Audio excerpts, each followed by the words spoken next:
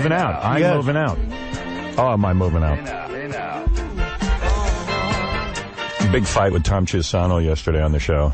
Yeah, my God. Yeah. And my agent kind of calmed me down about it. Right. But I don't know. I couldn't let go of it. I just thought it was petty. I had never seen an argument end like that before, to where he just walked out and you guys didn't resolve anything. Yeah, I don't know that I can get past this one. I got another legal, and that's the other thing. I had a whole sit down where we were going to stop the legal letters, and I got a legal letter about the cards. I don't care. You know what? Just do me a favor. Erase the cards and give them back to Tom. I'm done. I don't care. I was going to save them in case we ever did business. I don't even know what the fear is here. That really sucks, man. You can erase them as we finish them and give the physical card back to Tom. So bulk them all. Yep. So that'll take me a day. That's a day I'll need to... You're going to have to do it on Friday. Okay. All right. After the show. Thanks. Instead of the party. Yeah. No, I was actually going to make a suggestion that what we do is we take the carts, we'll have them put onto CDs. I already did that.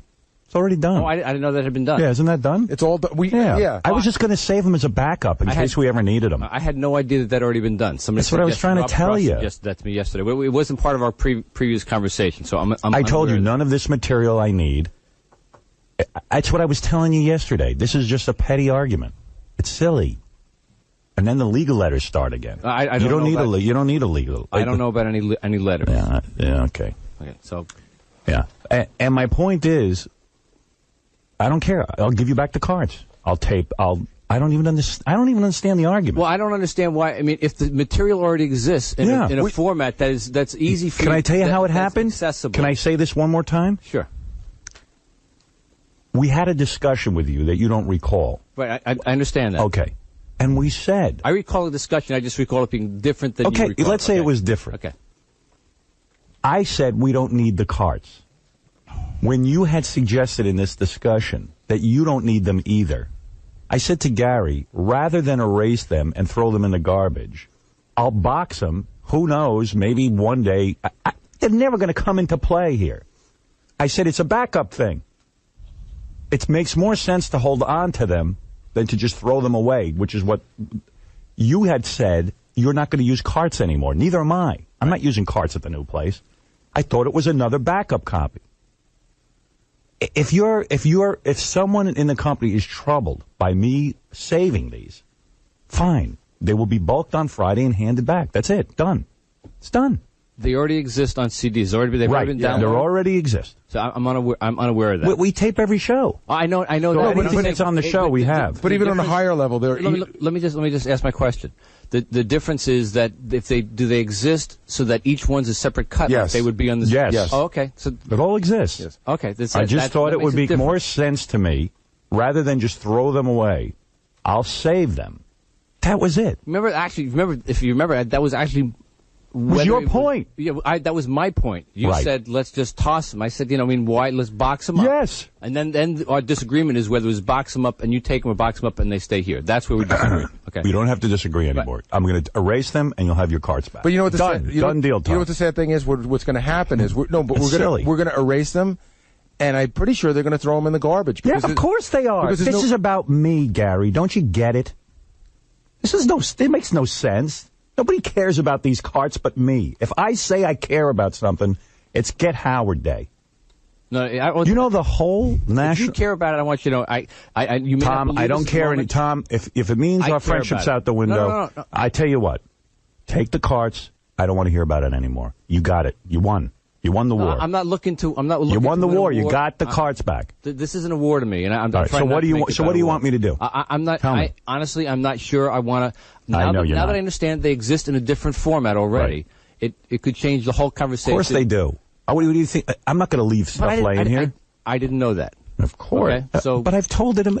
I said we don't need them. I was going to give them all back to you because I felt they were the station's property, and I didn't know if you're using carts anymore. No, we're not. But I didn't know. When Gary had the discussion with you, you told him, we're not using carts anymore. Do what you want with them. And in fact, we even said maybe we'll hand them out on the street. Yeah, it was one idea. That we can't do. We can't do. And by the way, I don't want to do it. Okay.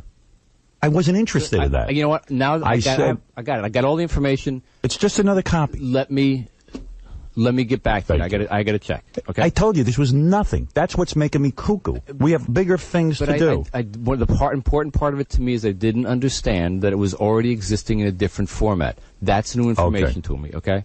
So all the same. Try and have a pleasant day together. Thank you. Have a nice day. Okay. All right. Thank you, Tom. I have no idea why it would make difference if I already have copies. I have no idea. I don't even understand it, but I'm not going to get into it. Well, it certainly makes that inventory sort of moot. Well, because I think they were starting inventory yesterday. Oh, yeah. Inventory all you want. I don't even know what's going on over here.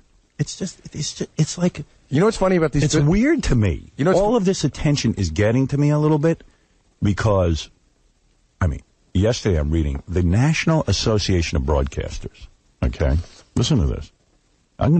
Now, a year ago when I signed with Satellite, this company, they all took satellite advertising. Who would care about satellite? And you got to understand something. Satellite radio, because it's called radio, these guys think they're at war with it. These guys they take advertising every day from television stations. Internet. Internet. You know who the biggest enemy of radio is? Television. You know what I did last night? I didn't listen to radio. I watched The Biggest Loser, which, by the way, was great. Seeing those people transform. For radio, not to be at war with, to take advertising from television. Oh, they've capitulated. Television won. They're worried about satellite radio. Well, you can say, listen, they take advertising from movies. They take advertising from iPod. iPod is killing radio. That's true. You think that satellite radio is the enemy? And Mel knew, and Tom even knew, you take advertising from anywhere. Who cares? This is an advertising medium. And now they're saying, in fact, we have commercials. Our new company has commercials they wanted to air, not only here, but across the country on radio. Yes. Not one radio station will take the ads. But Are you serious? But they'll take ads for XM. I'm serious. So it's about me. Wait a second. Every company or this company? This company will take ads for XM. Actually, of course they will. But not for you. No. Or not for Sirius. Right, whatever, not for whatever. The new company I'm going to. Which I'm shocked that I could say XM, but I can't say the other company. Right. It's about me. Don't you understand? As soon as I signed, the entire radio industry went into a panic. They just put together an advertising campaign that's going to be unleashed by Clear Channel, Viacom. Clear Channel and Viacom have never joined together on anything. That's right. They've been enemies. They're spending $40 or $50 million on they're crowing about it in a press release about how you shouldn't have to pay for radio. This is the same medium that believes in advertising. You shouldn't have to pay for radio is the advertising campaign, but they're advertising bottled water. Well, you shouldn't have to pay for television either. You shouldn't have to pay for, and of course you shouldn't have to pay for radio. Unfortunately, you have to because the government censors everything. You know what the real irony of this is? The irony is I have created in a year a fear and terror through the entire radio industry. This is the biggest story. I now have to write another book. Absolutely. Right. Because when I write the book about this, you will understand that this is a ludicrous argument. They should be satellite radio, iPod. They shouldn't even mention iPod on the air if they're worried about. They're giving them away. They're giving away iPods. But I listen to my iPod now. I haven't listened to radio since. But can I tell you what the real irony of this is? This is all about content. Which of the two satellite companies is clearly the bigger one? XM. And that's the advertising they will take. Yes. That's the bigger threat. Because it's me they're afraid of. This is either the biggest I laid in bed last night. I said, even the card argument, I said, you should be incredibly complimented. It is the stupidest thing that they won't take advertising from satellite. Satellite radio is, the internet is going to clobber these guys. There's so many media outlets that can roll over radio. Here's my revelation. So yesterday they had an indecency hearing in front of the Senate. And the guy from Clear Channel, biggest coward in the world, I don't even know his name, gets up there. And he's talking to the senator. If you're going to censor us, you got to censor satellite radio. Suddenly, in other words, you got to censor Howard Stern still because he's going to kill us. That's right. We get rid of him, but you're letting him live. Yeah, you're letting him live. You got to censor. And they throw in cable TV, too. Mm-hmm. Now, imagine this coward. My product sucks, so therefore he's got to now ruin everybody else's product. So he should have said to the FCC and the Senate, you got to regulate the Internet. What do you think? This is going to stop? You can't just regulate you got to regulate the internet. You got to regulate porno movies. You got to regulate everything so Clear Channel can operate. Books and papers. Yeah, Books and paper. that way they won't actually have to do anything well. Right, and guess what? Yeah, there's free radio, and then there's pay radio. And pay radio can do things. They're asking people to pay because they can do things that you can't. It's just the same as television and movies. Right. There's no difference. Movies are different. There's no difference between the internet and satellite radio. It's a different form of distribution. They call it radio, but it's not even radio. It's just a different form of distribution. And so they offer a different product on satellite. The enemy, if you're radio and you want to get worked up, here's whose advertising you got to remove. The internet, iPod, movies, and television. And those services where you can download music. Yeah, that's right. You think satellite radio is your problem? You know what a threat iPod Well, you shouldn't radio? have to pay for radio. People are already paying for radio, not through satellite. They're programming their own iPods. They're doing their own thing. Do you know what put an iPod in a car, right? Oh, please. Yeah. And we advertise that, by the way. That you can put the iPod in the car. Put your iPod in the car. If you don't think that's a radio, and that doesn't compete with radio in the car, you're dreaming. If you put the iPod in the car, when are you going to listen to can I tell you radio? something? So my point is, it takes a bigger mind to realize the big picture. They're focusing on me. They're completely consumed with the fact that in 14 days I'm off of here, and that some of you might follow me there. They're consumed with it. They don't even want. They're worried about the carts in the wall. They're so meaningless. And as far as the threat of satellite radio, one programming guy figured out. He goes, if 10 million people, no, he said 30 million people subscribe. He's in a small market. He goes, that means 200 people in my town would be subscribers of satellite radio.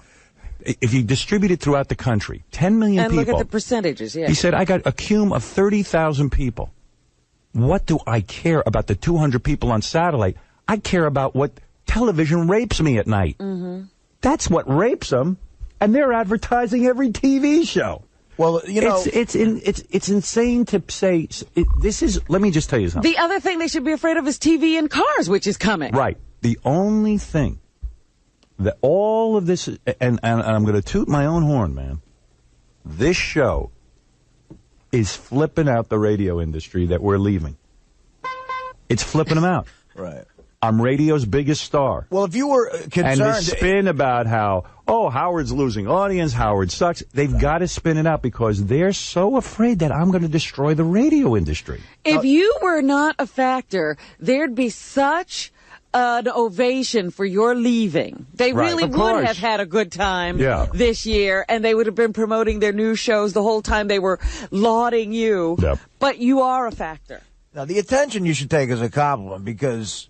Even like they say in sports, the more attention your competitor gives you, the better you are, you know. Well, here, I'll they used to put 3 people on Lawrence Taylor. Well, look, here's a live commercial for what's on HBO tonight. You don't think that's going to steal audience tonight from radio? You're going to sit by the radio, or you're going to go watch HBO tonight? And I'm going to watch HBO because I know what's on it. Yeah, thanks to radio. You want to get into the threats, and then you're going to say, well, God, you're going to have to pay for radio? Well, you're an advertising medium.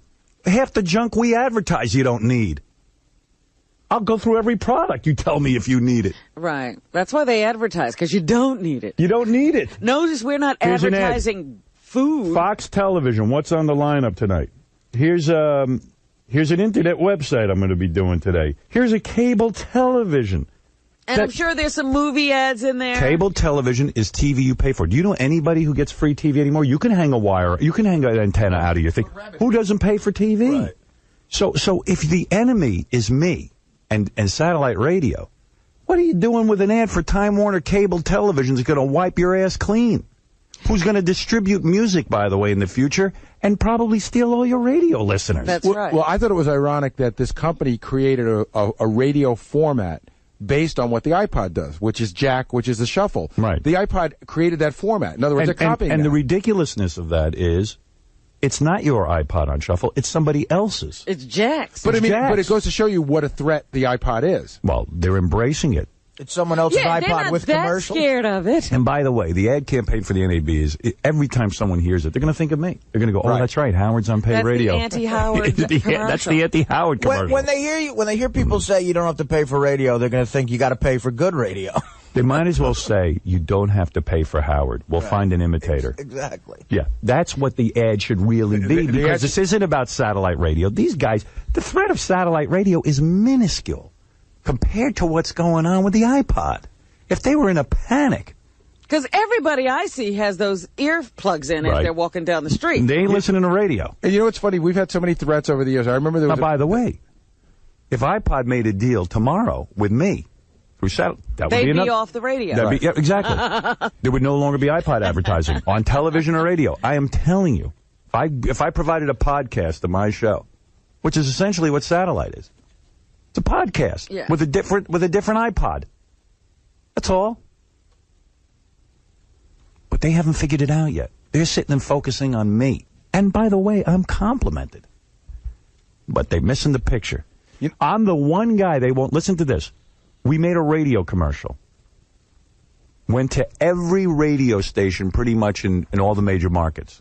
Not one accepted advertising. That's amazing. I heard even Fox turned you down. Everyone turned us down. No, radio I'm talking about. Yeah, but I think they had some radio stations and they turned you down. Oh, too. did they? Fox Radio? They are all so afraid of me. In fact, maybe I'll put the radio spots up on my website just so you can hear them. They're ridiculous. You won't hear them on radio. In fact, between you and me, the radio spots were so horrible.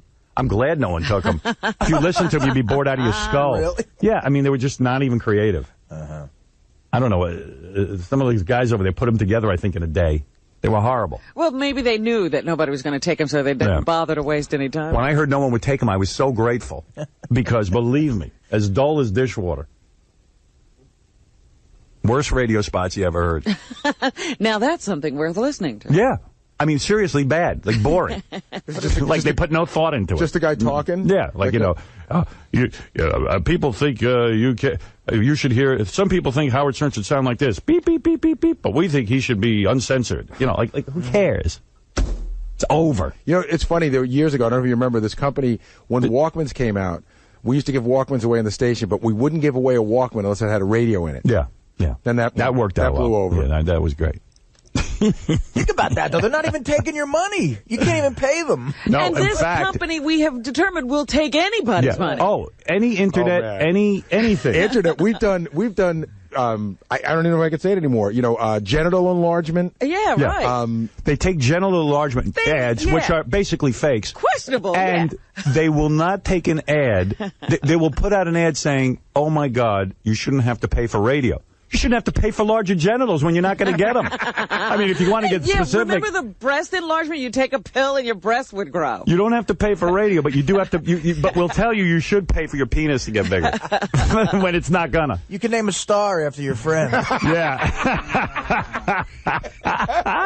You can name a star after your friend, but you can't hear paid for radio. You can't pay for radio. So an advertising medium that says all products are good. They found the one product that isn't good. Yeah, this is not radio worthy. Because I'm going to crush the radio industry. I got to tell you, there is one other ad that they turned down. I know in the last 2 years, it's the only ad I've ever seen them turn down.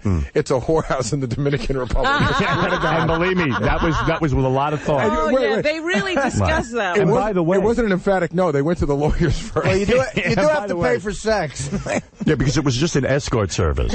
By the way, I mean, it is so mind-blowing to me when I put this all together in my head and I think about the ridiculousness of the argument. We, meaning the new company, offered Tom and Infinity to buy out the entire last show, December 16th. Right. Pay double or a huge premium and let it go, let the show, let me do whatever I want. Mm-hmm. They said no. Why? Why wouldn't they take that money? What is going to happen if they took that money? And all they do all year is look for the easy sell. It's so funny. They're begging people just to call them and place an ad. But now yesterday you saw the NAB come up with a big campaign. You shouldn't have to pay for radio. You saw you shouldn't have to pay for radio. You shouldn't have to pay for a lot of things. You shouldn't have to. Of course you shouldn't have to. But unfortunately, we got a government that's telling us what we can say, and I mean, yeah, you shouldn't have to pay for radio. You shouldn't have to pay for sex, but the fact is, I do. Right. There's a lot of things we shouldn't have to pay for. The water thing. Yeah, the water thing. We shouldn't have to pay for. But you're in an advertising medium. You can't say you shouldn't have to pay. Every commercial I'll do today is stuff you shouldn't have to pay for. There are ads that we will do that actually can lead to the destruction of people's lives, and we're trying to figure out how to get them on the air. You shouldn't have to pay for an iPod. You know. No, but the TV thing, I mean, I still have friends who still think you shouldn't have to pay for TV. Right. But they do. But they do. But they're so angry. Mm. Hey, anyway, so that's the ridiculousness of the argument, if you're following what I'm saying. It's pretty nuts. Yeah, and we've got an uphill battle. Yeah. You know, the battle that we're about to enter is to try to educate people to do it. Yep. Well, whatever. It's not even like it's a done deal.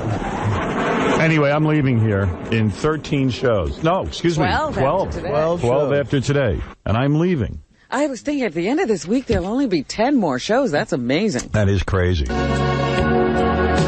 hold on. I got a song I'm going to break into. I'll never be able to do this song. What is this? I already screwed it up. I think. I don't even know where to come in. Great.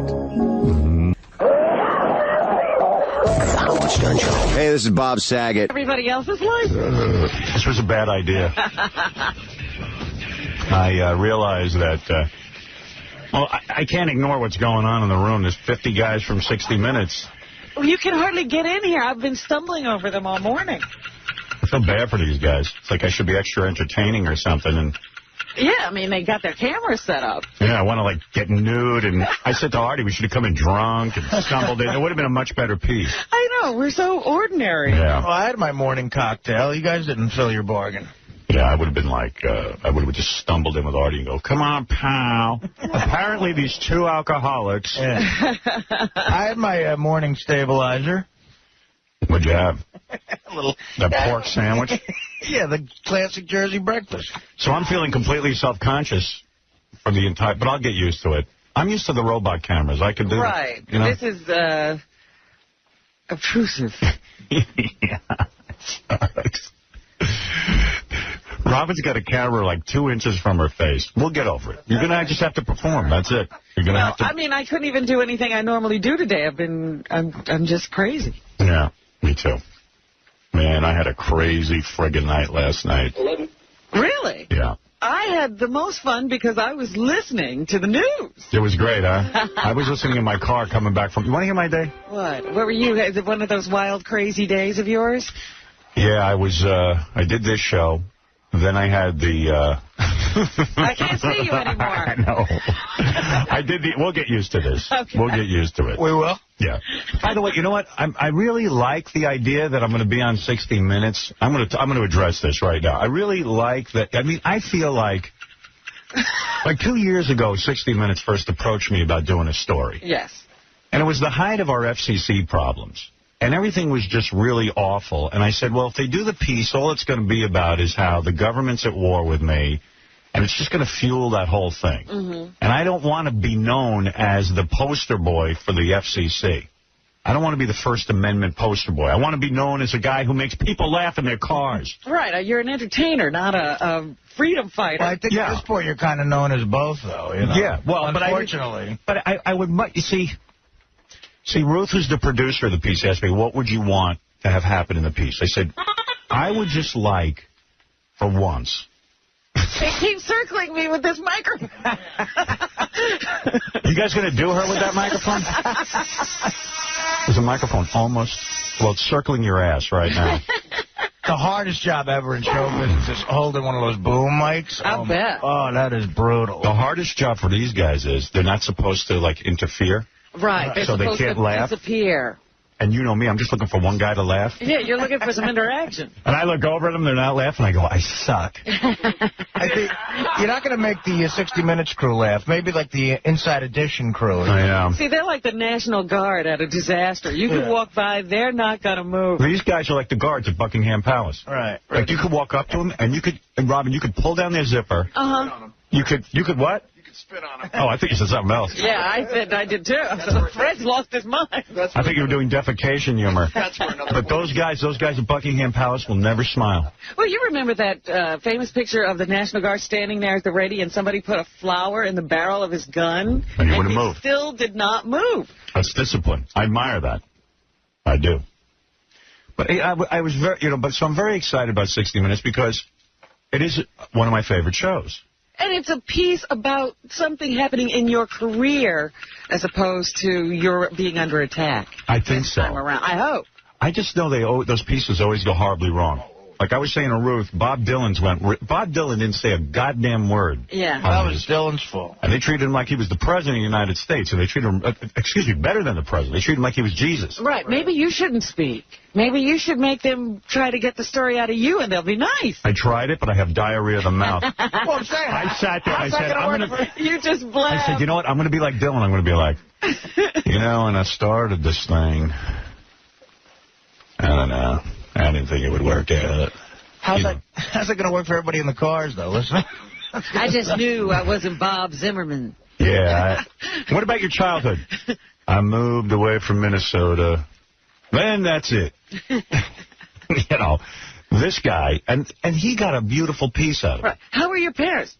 They were okay. Yeah. Well, it doesn't matter what you say. It matters what they say about you, My problem psychologically is I'm such a dancing monkey. You just want to please. I want to please so badly. Ruth came up for a 20-minute interview with me, pre-interview.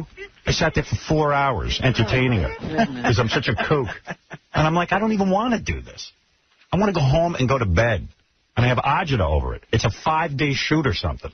Let me alone. Well, you're going to continue this. How long do they interview you? I mean, she's going to interview you. No, she already interviewed me. She did the best interview. Okay. She evidently does the interview. Then the real guy comes in and asks all the same questions. Yeah. And you have to now remember what you said? She should be the reporter, but, But that's what I sit there and I look and I go, they're not doing any work. It's the producers who actually do I think they actually edit... Ruth hasn't seen her kids in a week. They just edit Ed Bradley in, right? I don't think he even comes to see. No, he's coming. Oh, yeah? Yeah, because they actually, they have to do the 2-shot where they show you Ed was in the room. They have to show you him actually working. But you know what he does? He's smart.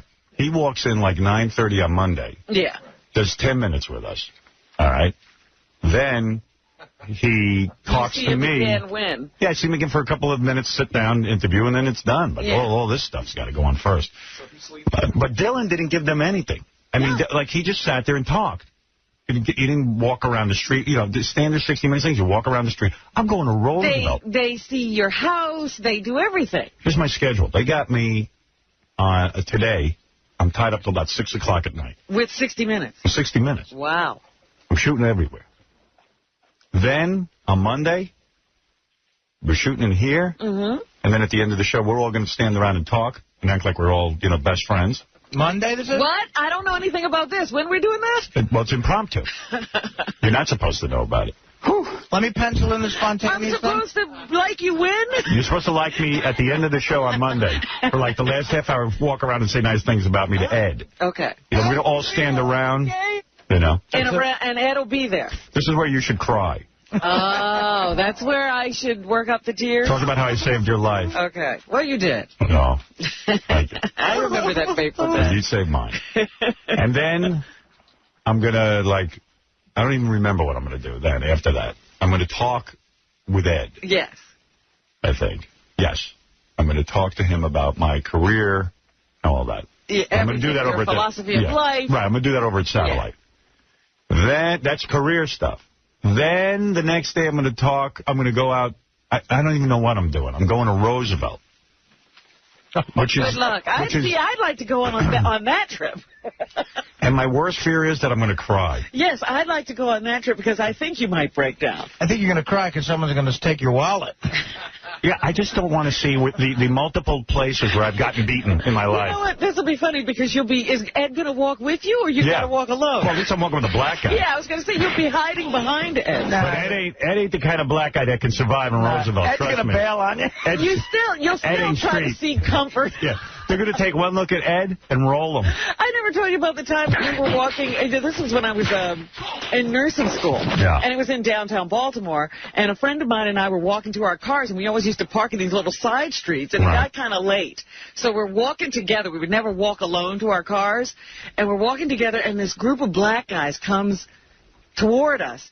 And I notice all of a sudden she's not beside me, she's behind me. Yeah. And I said, what are you doing? You better get back up here with me, they'll kick my ass too. Well, yeah, Ed Bradley ain't black in Roosevelt, trust me. You're better off with Morley Safer in Roosevelt. Yeah. No, I'm better off with Leslie Stahl because I can offer her up. Here, take her. What do you think you can get for her on the street? You know, Ed's kind of cute. You might offer him. Yeah, probably. He's got that earring. Everybody thinks he's gay, but he's not. I did a little checking up on Ed Bradley. Oh, I know he's not gay. He's got a girlfriend. She's kind of hot, evidently, much younger. I never thought he was gay. Right? I got that right, Ruth? Married? Oh. But he's got a girlfriend, too. What about his girlfriend? We'll do a piece on that. His guma. His guma. No, he's definitely hetero. You know, but I mean, like when Ruth said to me, "How do you want the piece to be?" I would be like, "Wow, you know, just once a piece where they would say, hey, you had a pretty interesting career, a good career." I mean, I'm not saying, no, that you have done something in this industry, that you've laid the groundwork for modern day radio to laud you for who you are. Like Jimmy Kimmel wrote me a note last night, who, by the way, was pissed at us because he felt we were making fun of him. And I said, we got caught up in bashing Joe. Right. But I love Jimmy, and he's a good dude. And I thought about it for a second, then we went on. Yeah, and I said, yeah, it was bad. We said some bad things, but not really. I didn't mean it about Jimmy. It wasn't really that bad, was it? It was. But anyway, I apologized, and then he wrote me a letter saying, I'm the reason that he's in radio. I mean, he went into radio and television. That anyone... I should read it to you. It was really sweet. Yeah, maybe they should interview Jimmy. Hey, interview Jimmy about me. Other than you saying this show sucks, I don't think of any negative thing. I didn't say that. I mean, you read between the lines and you're in broadcasting.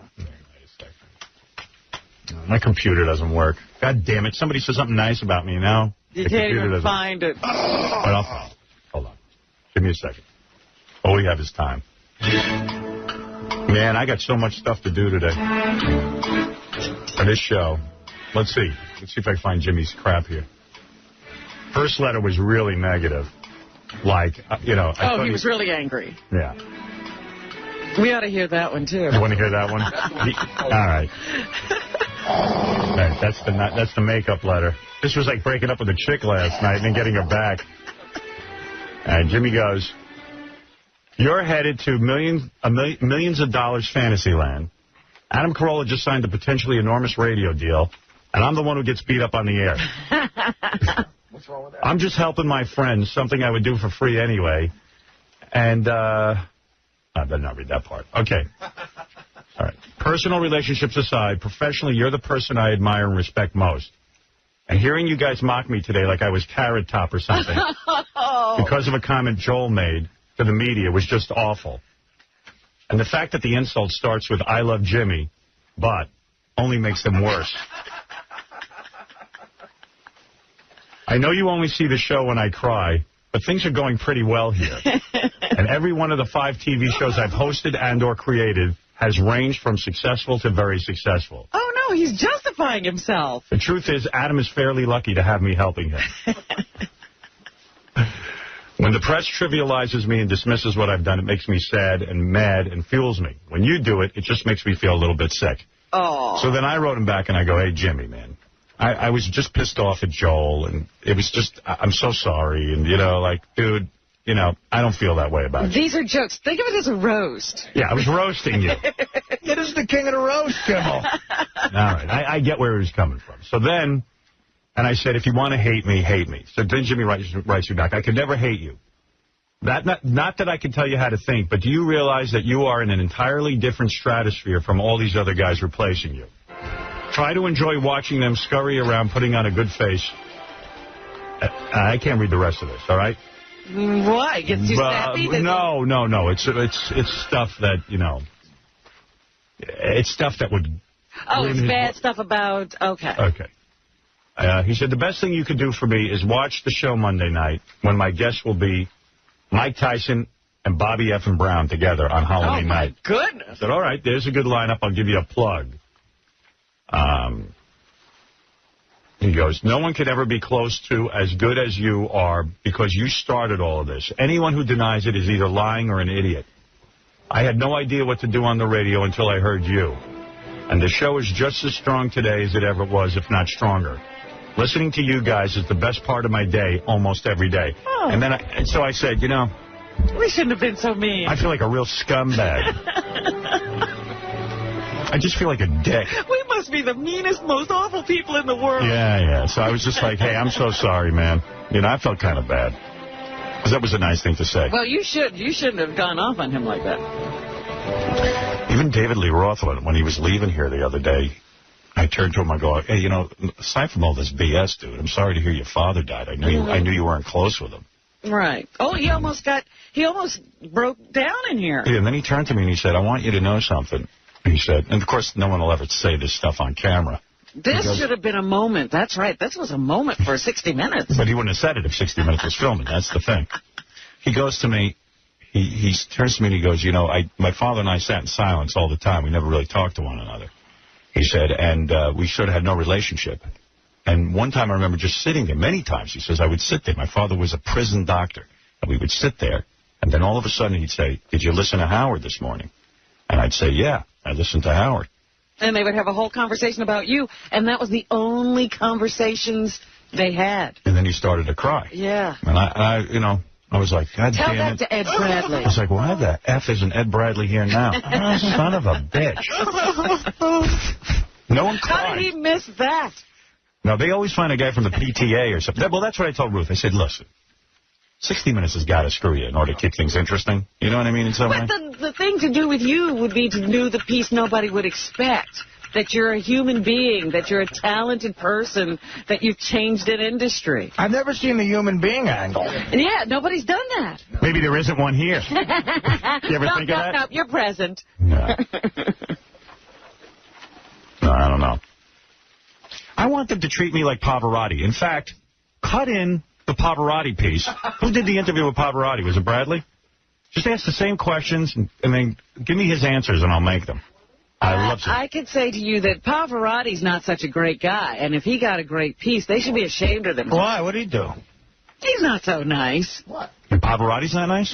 Oh, is this more of your anti-Italian sentiment, Robin? No, really. Is he not a good guy? Yeah, he dumped a wife, cheated on her for many, many years. Finally ran off with his secretary. All right, don't use the Pavarotti thing. He's a famous fat guy. What, do you want him not to get laid? Thank God I had Tony come in and do my hair for this piece. You look quite nice today. Yeah, goddamn right. I cleaned up good. The camera's a little close, but okay. Yeah, I put a little makeup on, too. I thought so. I wasn't going to say anything, but I said, his skin looks smooth. Goddamn right. I haven't slept in a month since we've been putting together these channels. Right. I love how me and Benji are just here to make you look better. Yeah, photograph them and then do an A-B. Get Artie and then get me. Sometimes if there's a hot chick here and they cut to me on the E-cameras, I would look like the Grimace or something from McDonald's commercial. But to me, I just kind of feel like I'm in the hands of 60 Minutes. I'm going to do whatever it is I got to do. I'm going to go walk through Roosevelt and have a nervous goddamn breakdown. At least you're not one of those, what are those fly-by-night pharmacies, where they chase down the Remember people? when Mike Wallace used to chase people? He got lazy, though, man. He doesn't chase anybody he's anymore. sitting in a chair every time you see him now. Now he's doing big celebrity interviews. But, man, I remember when he used to run through the streets chasing people. That's why I liked it. But you said something interesting. Is there a chance you'll cry? Well, here's what happened. Is that a legitimate fear you're having? I'm thinking Ruth's a real good interviewer. Mm-hmm. Right. She's sitting there with me, and she gets me talking about my life. And then she goes, what about walking through Roosevelt? All of a sudden, I felt a weird sensation go through my body. Because I'm used to keeping my emotions away from me. And all of a sudden, I started to get, what? What do you mean, go through Roosevelt? That's the one place. That's my kryptonite. Yeah. Going back to Krypton. I don't want to go back to Krypton. You lose all your powers. And she goes, well, maybe we'll shoot in front of your house or something. You know what I mean? Do you even know where that house is? Or you'll go back to... No. There's people really shooting in front of the house. No, when you go up there, actually, you remember every detail. Really? Yeah. But you try to block it out. Remember every escape route? Yeah, well, that's funny you say that. I go, she goes, well, where else would you shoot there? I go, well, the high school was a particularly horrible place. It looks like a prison, and there's this fence. And I don't want to see this fence in the worst way. The fence is where after you got beaten, you try to hop the fence to get away from your attackers. Yeah. And I said, well, I said you could shoot the fence, but what would it mean to anybody to see this fence? You know, what would it mean? Except something to me. And then I go, wait a second. Could I start crying if I see this crap? The House of Horrors? Not now that you've now that I've worked it. Yeah. You see, Ruth got it out of me. Yeah, you would defend against this. That's what I'm banking on. I don't want to cry in the worst way on TV ever. Oh, that would be so great. Because you have, goofed on everybody who's ever done it. That's why it'd be so great if you cried. Jimmy Kimmel would run that. I know. He would. Yeah, absolutely. That would be hysterical. I was thinking of having, like, maybe Ed Bradley and a bunch of black guys beat me up for all time's sake while I'm there. Why don't you take a punch, Ed? Yeah, go ahead. Hit me in the face. I've experienced that. Just give Ed your lunch money at the beginning of the piece. And your pants. Yeah. Sneakers. Just undress and give him everything. Yeah, I was almost undressed in the middle of a class. That's funny. I tried to take my pants off me. I remember. Maybe Ed could rip the pants off. When I said that, I was like, was that Howard's story? Yes, it was. Wouldn't it be so much funnier if 60 Minutes did reenactments of me getting my pants? Yes, some little kid. Yeah, they need to be a little more hard copy. Yes, that's who used to do all the reenactments. Yeah, so I put some makeup on for this.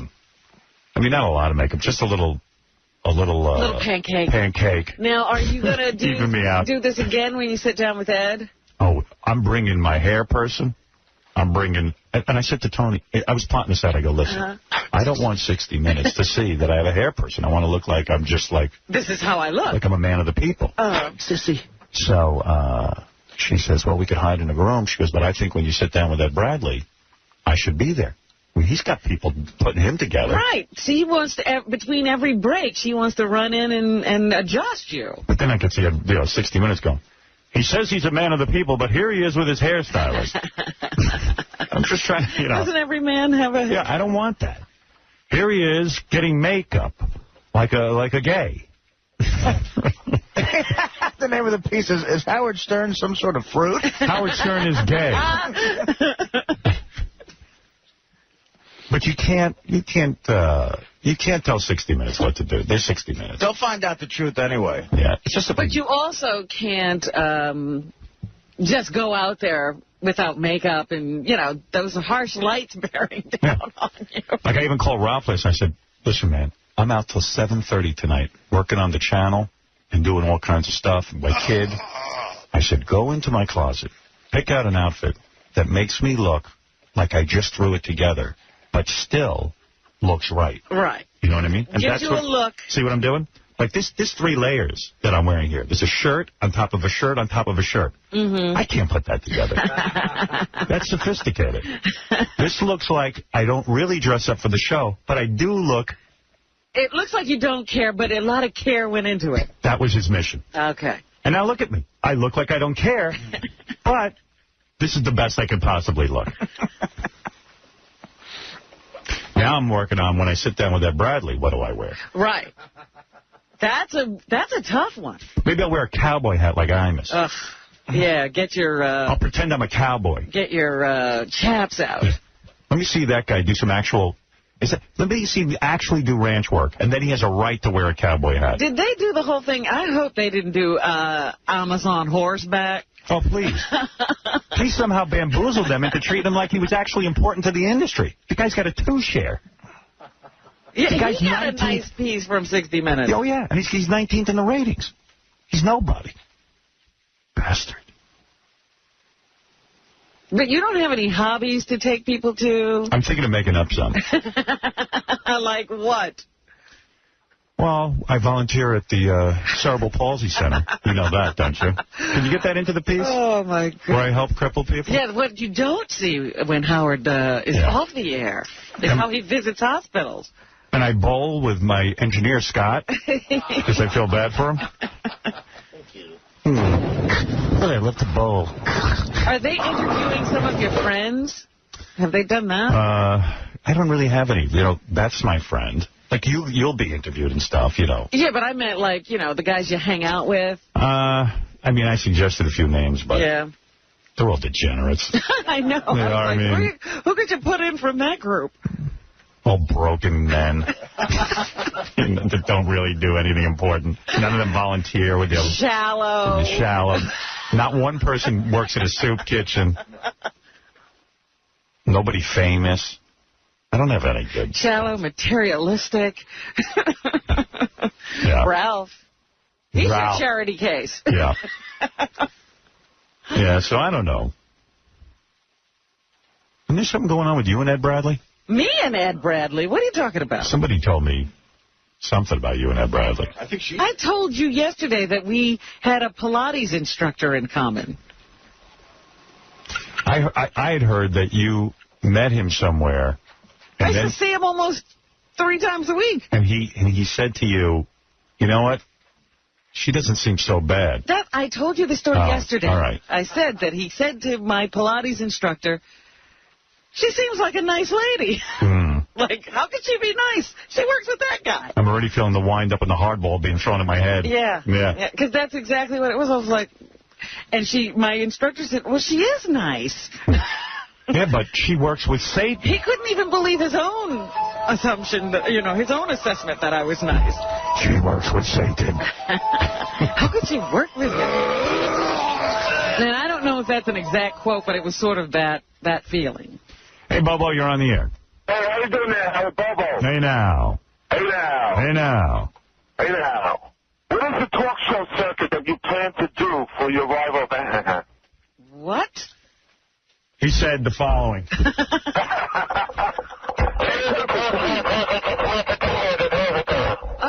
That's all. He asked me, what is the talk show circuit you plan to do? Oh, like your tour, your publicity tour? Yeah, I'm going to be doing a bunch of stuff, but... you don't want to announce? Well, no. I mean, as I figure it out, I'll do it. I am going to go on Letterman, though, on the 17th. November 17th. Hey, how much is Jay will start the wine when you do Dave and not him? Particularly good connection today, Bobo. Yeah, excellent. I'm calling from space. That combined with the stellar grammar. Only wish you were here so 60 Minutes could see your toupee and they could do a piece on it. Oh, God. Yeah. The question a lot of people have been asking me is, are you going to do Leno? I mean, is that... Well, we heard Leno's comments the other day. Right, but you never know. I mean... Leno's not asking. Oh, for the ratings, you'd have you on the heartbeat. Oh, I think you would. I don't know, man. I just Howard will have to make the call. You might be the first person he'll ever publicly hate. Yeah, well, good. I'd be proud of that. I like everybody. Would I go on there? Yeah. Yeah. It would be weird. It would be weird on 100 levels. Yeah. He'd be guaranteed beating Letterman that night. What do you think he'll say? Come on. Of course I don't think he would say no. I think that Howard would have to call to say, I want to do it. Hey, whenever I go on Letterman, that's the only time Letterman beats Leno in the ratings. But how do you go... Exactly. So maybe he'd want that. How do you go on Leno and sit next to him and not tell him what you think of him? Oh, I would tell him what I think of him. That's why it would be a great show. During the break, right on camera. What am I going to do? I don't talk to him in the break. So would Jay put you on to have you say, hey, dude, you still Jay? Dude, I went on Leno once and brought 2 girls out with me. Leno walked off his own show and left me sitting on the couch. Right, I remember that, right. But not like it's a bit. He was angry and goes, that's it, I can't do this, and walked out and left me on a couch with two chicks and Siskel and Ebert. Do you think if you and Leno walked off his own show and left me sitting on the couch. Right, I remember that, right. But not like it's a bit. He was angry and goes, that's it, I can't do this, and walked out and left me on a couch with two chicks and Siskel and Ebert. Do you think if you unloaded on him this time that he'd hit you? Would he or would he run away again? He won't hit me. Although he could probably kick my ass. He's a runner? Right. Would he engage you in an argument, or would he just let you pummel him? You know, you'd go, Jay, listen, you stole jaywalking. No, I didn't. Or do you think he'd try to sort of fight back and say, listen? I don't know exactly what I would do. You know, I mean, if the guy has me on his show, I would be honest about my feelings about him. I'd say to him, listen, I'm using you for your audience. Right. You know, I don't really have... I'm here to promote my satellite radio. Any respect for you, but I need your privilege. Yeah. I don't think I'd feel comfortable being on the show without telling the audience that I have no respect for you. I think you're a tool. And let's go on from there. Hey, stumbling material. So why don't you just shut up and I'll just promote. Yeah, why don't you let me just do an infomercial? Really, where do you go from there? Well, in fact, I'd like to bring somebody else out to interview me, if you don't mind. Everything is sensitive to the jaywalking and all the other bits you stole. But why can I hang up on you? Your phone connection's horrible. Are you? Oh, man, come on, don't hang up. Are you going to do something that's like some press that's like really outrageous, like I don't know, like are you going to go on Oprah or The View or something like that? No. I mean, I would. I don't think Oprah would have me on. Why not? I don't know. How about you sit in for Star Jones, because Star Jones won't be on The View that day. That's so great. Yeah, I'm going to go. I'm going to be doing some things. But, don't forget, I got this radio show going on right now. I mean, I've agreed to do like 10 things and a lot of magazine stuff and that kind of thing and a lot of newspaper and all that. But I don't have a whole lot of time right now. The channel. Did you hear Channel 100 News last night? Yes, I did. Was it not great? It was fantastic. Yeah. I mean, that's in its infant. Doing an FME category called Best Sal Sex Story because he's involved in so much stuff. But they don't involve sex. It's just... It's usually him by himself at a booth. Exactly. So he goes to Cleveland this weekend with Richard and Craig Gass to do a show, right? Okay. They do their show. They go out. They hit a couple of bars. It's getting so late and their flight's so early that they get to the point where they're like, you know what? Let's just stay up all night, okay? Okay. So Sal and Richard go back to Richard's room. They're supposed to stay up all night. Richard falls asleep. Sal suddenly decides that he has to take care of business, okay? And there's nothing around for him to clean up when he's finished taking care of business. I'm trying to be as... Where is this, in a hotel? In a hotel room. It's 4 o'clock in the morning. Are you in the same room? Yes. Yeah, well, and you're sleeping in the same bed? We're getting on a plane for 5 a.m. So Richard goes, hey, why don't we just stay together and awake on my bed? So I go, okay. So we're laying in the bed together, and we were supposed to stay awake, but Richard passed out.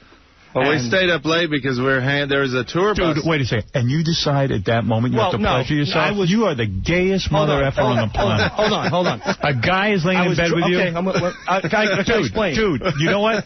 Divorce your wife, marry him. Because he's gay and you're gay. Well, yeah, I'm sitting there thinking to myself, Richard is always suggesting that he sleep with Sal. And I said, well, it was late. We didn't want to miss our flight. Sal's always accepting it. Yeah, well, I don't know why I said yes. I said okay, and...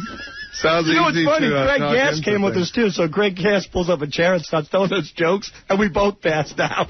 So wait a second. You pleasured yourself in the room with a guy in bed with you? This is what happened. So Richard's asleep. He's turned over. It's 4:45. Is he nude? No. And I'm not nude either. We're laying in our jeans. It's funny, too, because the lights were still on. He might have been looking at me. And that's what happened. And to my left was Richard's DVDs. So I started looking at the back because they show everything. And I said, what the hell? Did my business. In bed, laying next to him. Yeah, but I turned to the... Oh, dude. You know what, man? Really, what the hell is wrong with you? I was drunk. I was tired. How could you ever pleasure yourself with a man in the bed with you? I looked the other way. I was looking at the other wall. So it's the why same would you room. even think of it? Dude, a guy's laying next to you. I was really I mean, you're not even ashamed? Like, what if he woke up and saw you doing it? He would have probably enjoyed it. Oh, I just took it out. Bed, I'm tired. You can do that? Yeah, no problem. That would annoy me. 2 seconds, dude. With the zipper involved? That won't be done in seconds. That won't be stopped. He won't be denied. So, my button shirt is off. Let me take over here because... I can do it without... You sure? Yeah. Okay. My button shirt's off, and I'm like, I'm looking at my hands, and, what do I do? You know what I'm saying? Oh, it's a big mess. Okay. Big mess. So, I just grabbed my shirt off the floor, which is laying by the side of the bed, and I clean up my hands. I roll the shirt in a ball, and I throw it on the floor. I totally forgot about this. I had no intentions of bringing the shirt home. I call up Craig Gass because I forgot some stuff in the bathroom. In my room, which was connected to Richard. So Craig calls me back, goes, hey, got good news, dude. Don't worry. Wait a second. You had connecting rooms and you're still sleeping in the bed with him and you can't go into your own room and pleasure yourself? Because... It was... Dude, there's something really going on. It didn't feel like walking. You think subconsciously he wants to get caught. I'm going to go one step further. Why connecting rooms? I don't know. They just booked us that way. But why would he be... Like, if I want to pleasure myself, I'm with you. I'm like, hey, I'll go over to my room. Yeah, sure. Or even in the bathroom. Howard. Like in the bathroom. It excited you to be near Richard. I think so. No, it didn't. Not at all. Not one bit. I'm flattered. Tell me why. I was woozy. I was drunk. The DVDs were... He had a stack of DVDs on a nightstand. I just started grabbing them and looking at the back, and I said, what the hell? It'll take me 3 seconds. I face the other way. I do my business. I clean up. My shirt's all filthy. I roll it in a ball. I drop it on the floor. Craig Gass calls. He goes, hey, I got your toothpaste. I got your deodorant. He goes, And, dude, I also got your shirt in Rich's room, so don't worry about it. Bring it. He doesn't have any idea. So right now, Greg Gass has my suitcase. It's in his suitcase. We got to call him and tell him. Somebody warned him. He called me like he did the biggest favor. He said, dude, I found your shirt in Rich's room. I got that shit.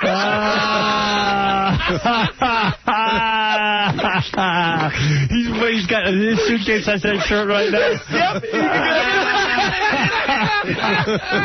We got to call him and tell him that Sal doesn't remember the shirt and he needs him to describe it. So could he take it out of the suitcase and hold it up and describe the it? shirt's crunchy for some Craig reason. right now? We gotta I don't know. I can find him, but find him. Let's put him on the air and tell him. I'll look for him. Just have him touch it a little bit more. Dude, I'm even creeped out doing like last night. I had to do that while Beth was next to me. And at least she's a girl. Was she asleep? Well, here's what happened. I'm not going to go into it, but got interrupted. Yeah. So I'm laying down at night, and we're watching TV. I'm watching 60 Minutes, which was real good last night. Yeah, it was. I saw 60 Minutes. I didn't see the Derek Jeter piece yet. I taped it, though. It made me like Derek Jeter. I had never liked him. He's a good guy. Well, anyway. Chris in Virginia, you're on the wrap-up show. Hey, thanks for taking my call. Howard took this call from the guy today and said his wife's not had sex with him for 2 weeks. Right. And, Howard of 10 years ago would have gotten that guy's wife on the phone and grilled her and grilled him together and made great radio. And now, I don't know if it's 15 years of psychotherapy or he's just older or he just wants to get out of the building so fast. It's like he gave that guy his little bit of psychological advice and then sent him packing. And there could have been so much more there. And I want to know why Howard doesn't do that anymore. Well, I think that Howard doesn't feel that way anymore. So he's not gonna act a different way. He's definitely changed, and I think part of it might be his therapy, and part of it is that he's in a relationship with somebody that he really feels strongly about in that sense. But it wasn't like Howard isn't doing that because he wants to try a different tack this week. He was being very honest this morning. Yeah, and he wasn't trying to get out of the building and end the show, if that's where you were going. It struck me more as what Gary's saying. He's in a great place with Beth, and he looks at his relationship in a different way, and that's what he conveys, and he's not going to be dishonest about that on the air. But I had the same thought as him. I would go, man, if this were like late 80s, early 90s, he'd be like, get rid of her, the whole thing. But he's different now. Derek in Providence, you're on the wrap-up show. Hey now. This morning, Howard was talking about J-Lo, and he was calling her insane because she didn't want anyone to look at her or speak to her. Or it was either, I think, when she was on American Idol or some other show. And isn't that essentially the same thing Howard does each day when he has the hallways cleared and he doesn't allow anyone to speak to him? No, and I'll tell you the difference. There's a big difference. Howard's like, don't bother me when I get off the show because I just want to go to my office and relax, and he explains that. But after you get out of our compound, Howard does have people surrounding him saying, don't look at me. Yeah, but doesn't Howard... Well, I don't understand the difference, Gary. Well, the difference is because I think somebody like J-Lo has people with her all day long doing that. I don't buy that. I mean, he doesn't let anyone come up to him, even to his station, right? I mean, it's his own separate compound, so now he's out in the hallway, but the hallway itself must be cleared. That's not true. That's not. Well, that's what he. No. You're asking me a question. I'm telling you.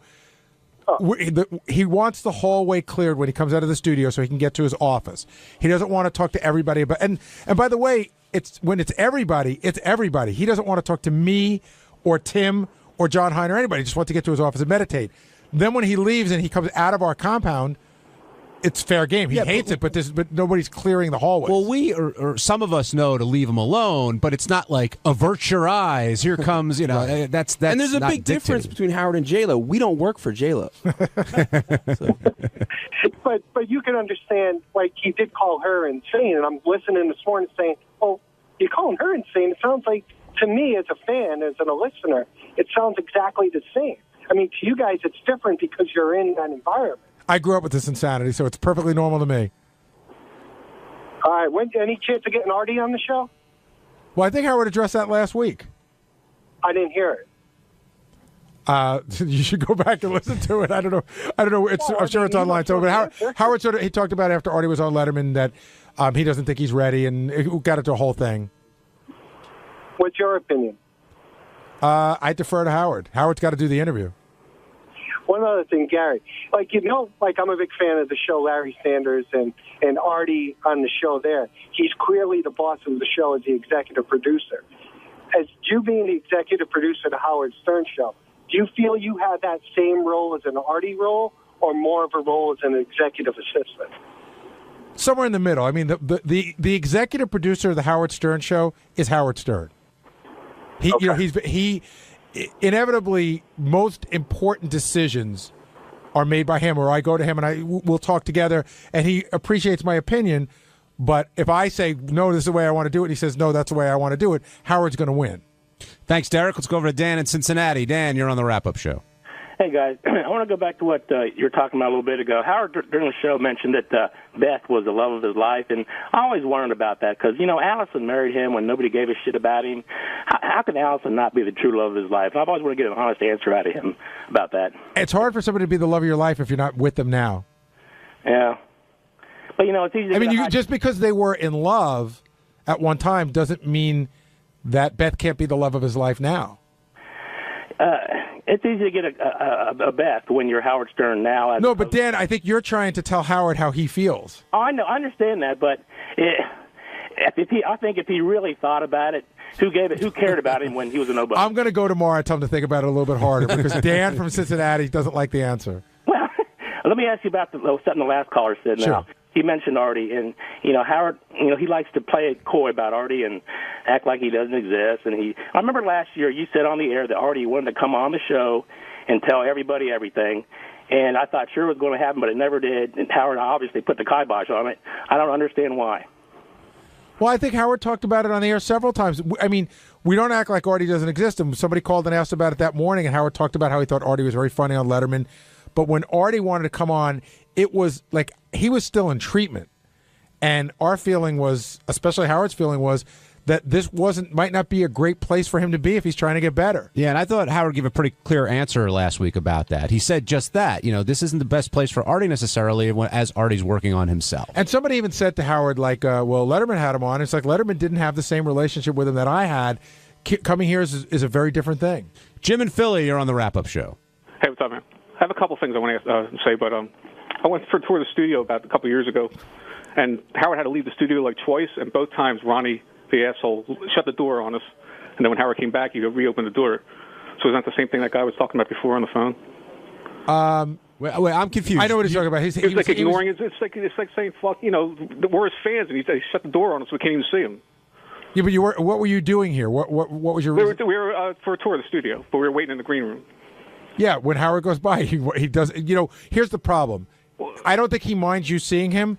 The problem is if he's trying to get from A to B, and then you get up and you go, "Hey, can I take a picture? Here's a book. Remember the time we were in Philly? I saw you. I've got this thing." Then Howard's not going to say, "Get out of my way." He's trying to get. The show has just ended. He said it a million times. I'm just trying to get to my office and decompress. It's just something he's trying to. The same thing as he complains about other people doing.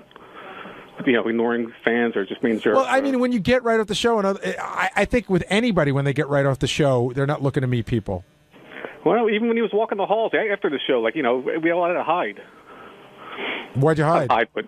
Well, we were in the green. Actually, we were coming into your show, the wrap-up show, and somebody made us move to the side, and he walked by and we allowed to go in the show. I don't know. It just sounds like the same shit. And I have one more thing, though, I wanted to say. Sure.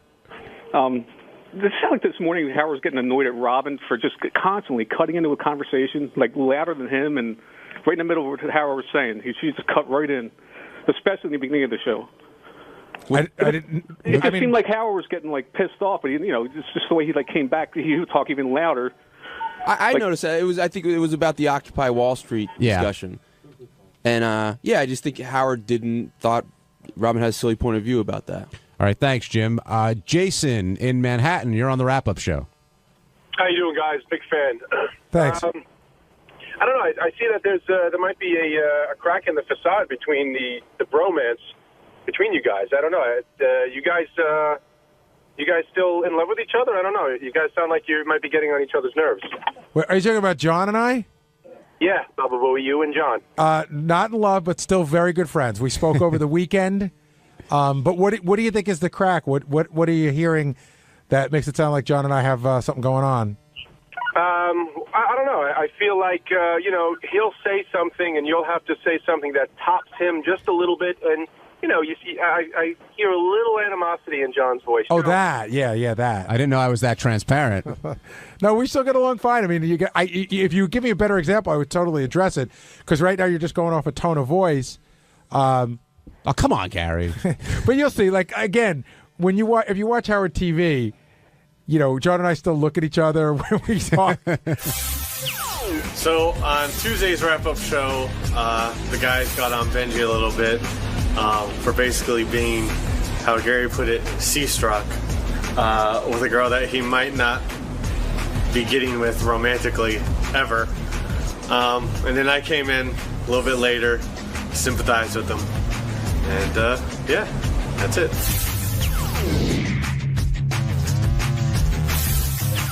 Benji impresses a girl by jumping into that CNN broadcast, which was really funny, but says he doesn't care if he ever hooks up with her, and I'm calling bullshit on that. We were just talking to Benji during the break, and we were saying how Marianne, who called today, used to intern for us. Marianne's very cute. And I said to Benji, I know that you were playing sort of the Al Roker model. If I just hang around long enough, she'll see what a good guy I am. And she did. She thought he was a great guy. But she just didn't want to fuck him. Yeah, but she did want to make out with Booker at the party. Oh, my God. That's the funniest story ever. Benji's putting in the time. She goes in the bathroom, and Booker goes meow, and she makes out with him. That is so great. That's the story. It's the worst, though. I felt so bad for him. It's 16 Candles, Pretty in Pink, all those movies rolled into one. Every John Hughes movie happened right to Benji. So, Benji, you were involved quite a bit in the show today. Yeah. Was it hard to hear Marianne tell that story about what happened with Booker? Oh, no. That was like, literally, I think 12 years ago. But the point was, it hurt at the time. Oh, my God, yeah. I was, I had a huge, we've become, we've become super close. We're very good friends for life. She's one of my best friends. But there was a period of time where you had romantic love for her. I cried about it. I think I got counseling of, how to, I tried everything. And the truth is, she loves me, too. She'll tell you that. She absolutely loves me. As a friend. Yeah, actually a little more than that, maybe. But she, she might, I don't know if she's going to call up or anything like that. Now, you're not in a relationship right now, right? No. And she's not either. No, she's not. So now it's both dating, but now it's been down the road, and she still sees what a good guy you are, and still no chance of it. It's no chance that it would ever happen. You wouldn't mind if it happened, would you? I'm sexually attracted to her, but I'm also sexually attracted to your wife, to I'm sure whoever he dates. The vacuum over there. Yeah. So, but yeah, I find her sexually attractive, and I love her, and she loves me, and we know we have that connection, but I don't have that romantic kind of feeling towards her, and I definitely don't have any kind of sad crush towards her. Well, it sounds like with the girl you're with now, or trying to be with now, you're going to hang in there no matter what. The reason I brought her up is I think there's something fascinating about her, and I think she's an amazingly talented person. But don't you think there's a part of you that I think it's a funny thing, too, the whole asexual... It's a funny bit to bring up on the air, but the best thing that could happen is in this funny bit, somehow you get laid. It works out for everybody. It's not just... It's really... I swear on my life, it's not just to get laid. But it wouldn't hurt. I don't think of her like that. I find her very sexually attractive, but it's like... She possesses a quality that I'm like, wow, this is the kind of girl... Whether it's her or someone else that I want to marry. Yeah, you're C-struck. What's that? You're struck by the vagina. Oh. You're in lust because you don't really know her. I'm brain-struck, B-struck. Have you ever felt this way about anyone else? Yeah, I've had other girls in my life that have had aspects of this. Obviously, girls I've dated, and some Marianne has those qualities. There's people in my life I've met like that. Like Sheila had those qualities. There's people in my life that I've met. There's a girl, Tracy, you've met, that I've dated, that have Charlie, that have amazing qualities. What's your wife's name again? Debbie. Debbie. When you did the CNN thing, that was to impress this girl? Yeah, because I told you guys, I've vowed to completely stop doing that because I don't believe in it. It's I feel like there's a slight immorality to it. Then why'd you do it? I want her to like me. So you think she's going to like you more because she definitely did. She loved it. So do you think she's falling for your celebrity and not the true you that you are? Nah, she likes who I am, but she likes for sure. She likes celebrity too. But no, she thought it was ballsy and she thought it was funny and she got a kick out of it. Now, did you guys talk about on the air earlier that she was in that band? No, very little. I'll say her name so people aren't. Her name's Elisa Jordana. But what band was she in? Cobra Starship. Now they had some huge hits, right? You know the band? Do you know the band Cobra Starship? No. They've had Hits One plays them a lot. Did they have were they the Helen Keller song, or am I thinking of a different band? There's a song about Helen Keller? Oh yeah, you don't know about that one? No. It's just so ridiculous. Are they doing like the noises? Should I know who Cobra Starship is? Yeah, they've had a couple of hits on Hits One. You should know in the sense like if you listen to Hits One and your daughters listen to them, they would probably know. But she wasn't in the band for the hits. What happened to her in the band? She got out of it. She left or she got thrown out? I think it was a I don't know how much she wants to go into it, but it's like from what I know, like I think they dicked her over. It seemed like she originated like the guitar in that band, but I'm talking about her as a solo performer. Is her songs, every fucking song is like so catchy and so good. Now you might not like that genre, but it's like when I said is Katy Perry good, is Lady Gaga good, it's that good. Her name's Elisa Jordana. Yeah, you said that. It seemed today though you were making a point to make sure that she was booked on the show. Well, she's already been booked. None of us remember. I mean, Gary. No, I do. Benji's right. Benji brought it up in a meeting, and Howard's like, book her. Don't you remember we were in the meeting? You might not have been in the meeting because you were doing wrap-up show, but Benji actually had somebody play the music from the board while we were in the meeting. And Howard didn't even really care about the music. It was more sort of like, I met this girl. I think her music's really good. She says she's asexual, which is why she wanted to have sex with me. Howard goes, book her. But it's not like there's something. You guys will see. You know, I know I'm probably maybe I'm hyping. Maybe it seems like I'm hyping. You definitely hyped her up. I mean, this person has an amazing quality, and you'll say this is someone that we're seeing before she's becoming super famous. Well, I hope you're right. For your sake, and for whoever she ends up and for her sake too. Yeah, whoever she ends up. But Howard seemed very skeptical that she's actually asexual. Well, I am too. I find that fascinating. Like I've read about it. Like psychologically, there's been like articles about it that there are people that don't have or have very little sex. I think you might be, in fact, from like what I don't know, but you might be an asexual person. I don't think I am. You might not be. I don't know. But you don't masturbate. So that to me... That doesn't mean I don't have sex. Do you really love it when you have it? Of course. Okay. Well, she has told me she doesn't. Like, it's not what it's about for her. With you. Exactly. That's the point we're trying to make. Here's what I think of. I believe that is possible. I think, look, I absolutely know she might... She didn't use, like I said, she didn't use the word asexual. When I started talking to her about sex and hooking up and... She seems like she's not into it. And I even said to her, is that cool? Can I, like, that's fascinating to me. Can I bring that up? Like, she knows I work here and everything. And to her, it's not that fascinating, but she really doesn't seem to have a strong... I think if there's a classic scene and line in that movie When Harry Met Sally, when she finds out that the guy that she's been dating forever, who said he didn't want to get married, gets married. Yeah. And she goes, I always thought he didn't want to get married, and I realized he just didn't want to marry me. I think that she likes sex. She may not like it with you. That's what I would think too. It's hard for me to believe. It's like I've talked to her about. It's like it would be like someone's telling me like, I don't really like food that much. Actually, Robin has said that, I think. But like, it's hard for me to believe because sex to me is so much fun. I don't, whether it's a psychological reason or a biological reason, I don't think she does right now. And what about? But she might be bullshitting me. She might just be saying that to be. I was going to say, what about the possibility that she does love sex? She just doesn't want to have it with you. Absolutely possible. Are you pretty convinced that because she's not having sex with you, that she's not having sex with anyone? No. I think she's not attracted to me. No, but do you think she's having sex with other people? Yeah, she's had sex in her whole life. No, but you think right now? No, I don't think she's having. I don't think she is. Because that would be weird, right? Then you would be like, no, we're not dating. But it would be weird for you to say that she doesn't want to have sex with you because I think she's not into sex, but that she'd be having sex with someone else. I believe her when I don't think she's. I don't know why, but I don't think she's that. I don't think she looks at sex in the way I do and you do right now. But even Marianne had a funny joke this morning when she said, Howard said, did you tell Benji that you were asexual? She's like, no, that's a good one. I told her that's a good one. Marianne loves sex. Marianne and I have talked about it. Like, is she really like just doesn't like sex that much. One last question, then we're going to go to break. But that's not why she's not into me. She's not into sex, but also not into me physically. So it's like if I was a double win. If I were into sex, it wouldn't be with you. Right. That hurts. Ouch. No, On both levels. No, but I'm telling you, it's. But you said today you're putting in the time, and you said today. No, I'm not putting in the time. Hold on, let me finish. Okay. You don't care if anything happens with her physically, if you don't have a relationship. You just enjoy her, she's your friend, stuff like that. Well, no one puts in the time like that, Benji, without hoping for a sexual payoff. Hope. Like, this is someone that I'm like, wow, I am, like, blown away by. And yes, this is definitely someone I'd want to date.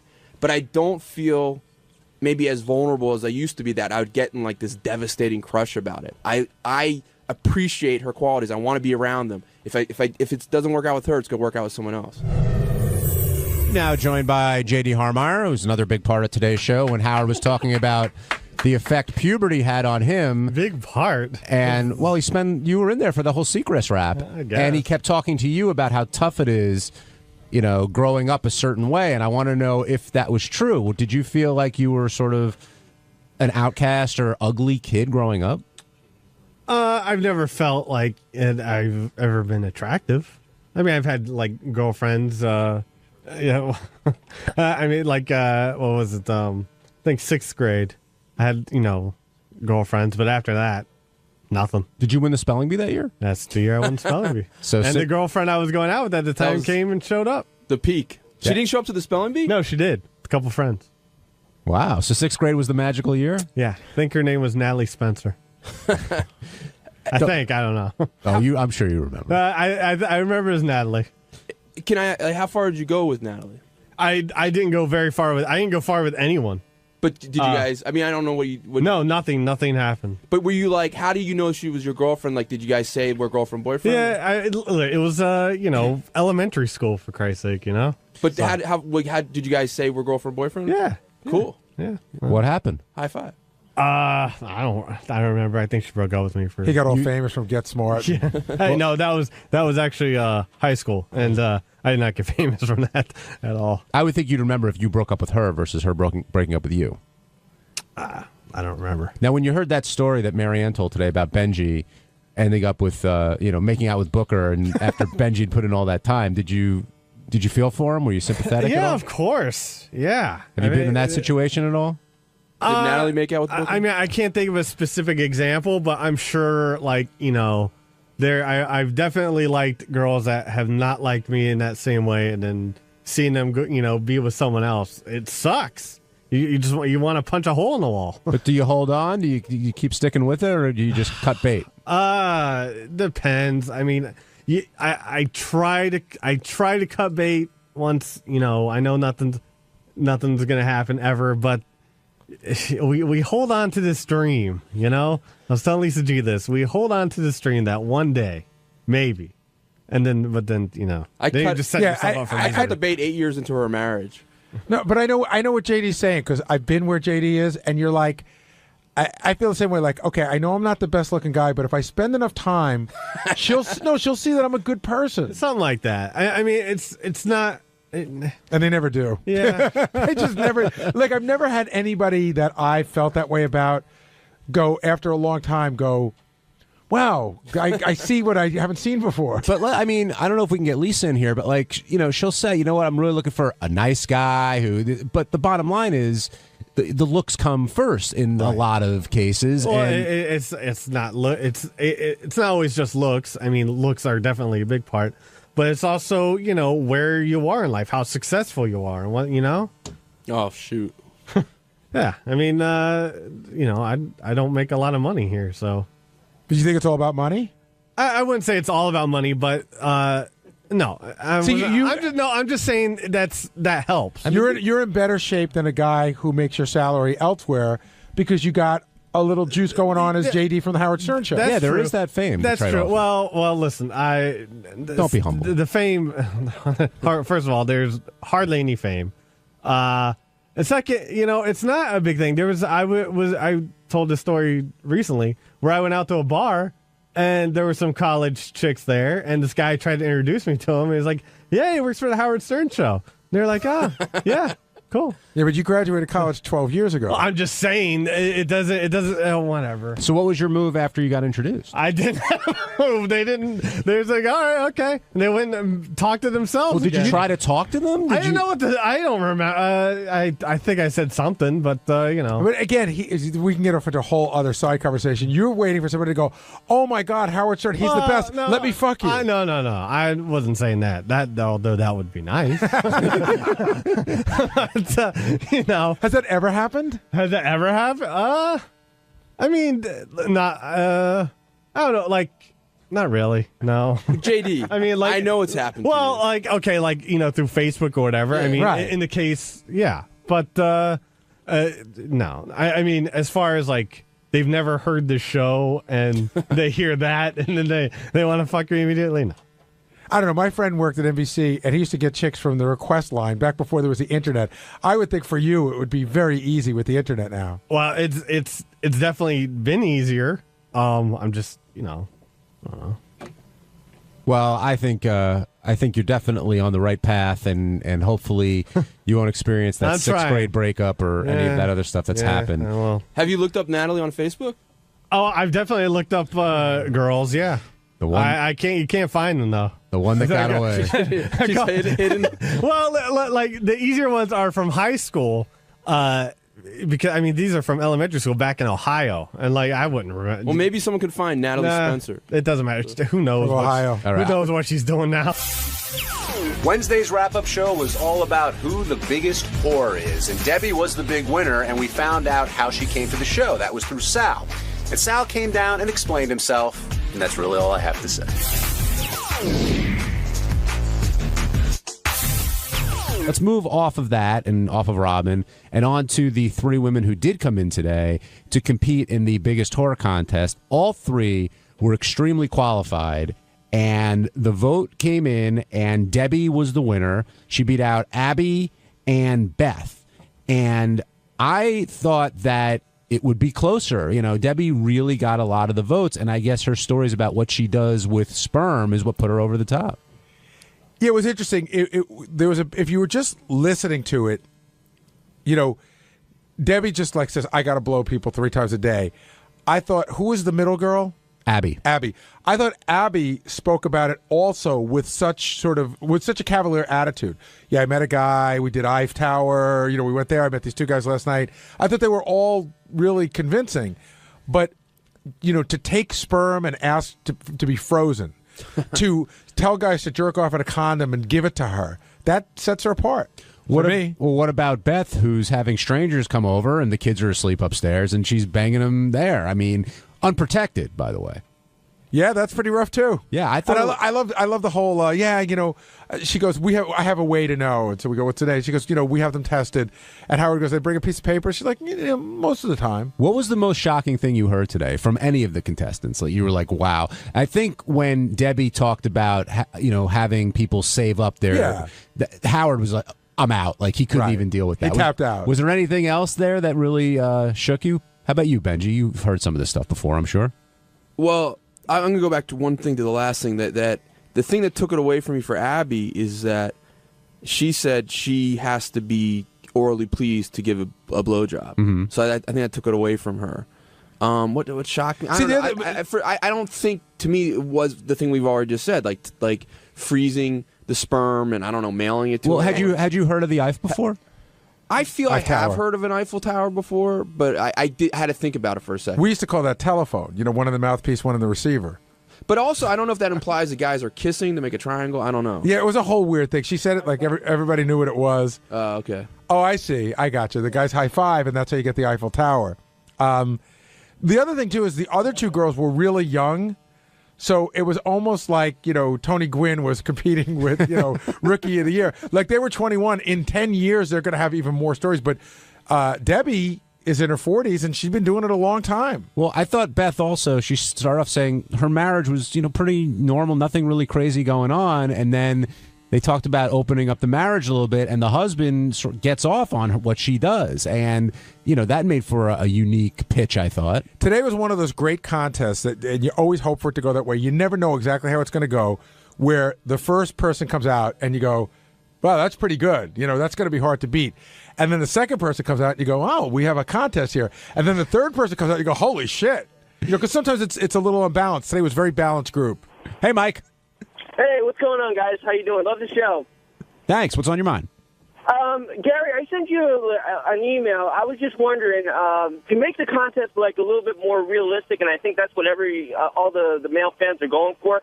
Is there any way to maybe like next year to keep the two whores like isolated? So this way, because everybody had done that, like telling somebody a story, and then somebody jumps in with even a bigger story just because it's there.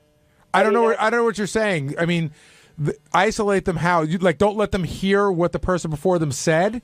Exactly. So this way, because if you have the two whores there, it's like, oh man, that's a pretty good story. I'm going to have to embellish this one just to make me look like a bigger whore. Yeah, but Mike, I don't think Debbie was changing her story whether she heard the previous two or not.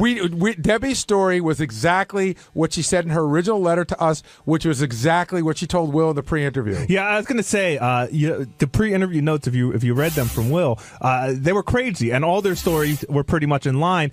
And man, I think if they told a crazier story on air that wasn't in the notes, we'd assume they were making it up. Right. Why wouldn't you say that to Will? I didn't go back and cross-reference everything, but I think pretty much in line with what you don't think notes. the semen popsicles was like a last minute? Just like I freeze it. Big Al, you're on the wrap-up show.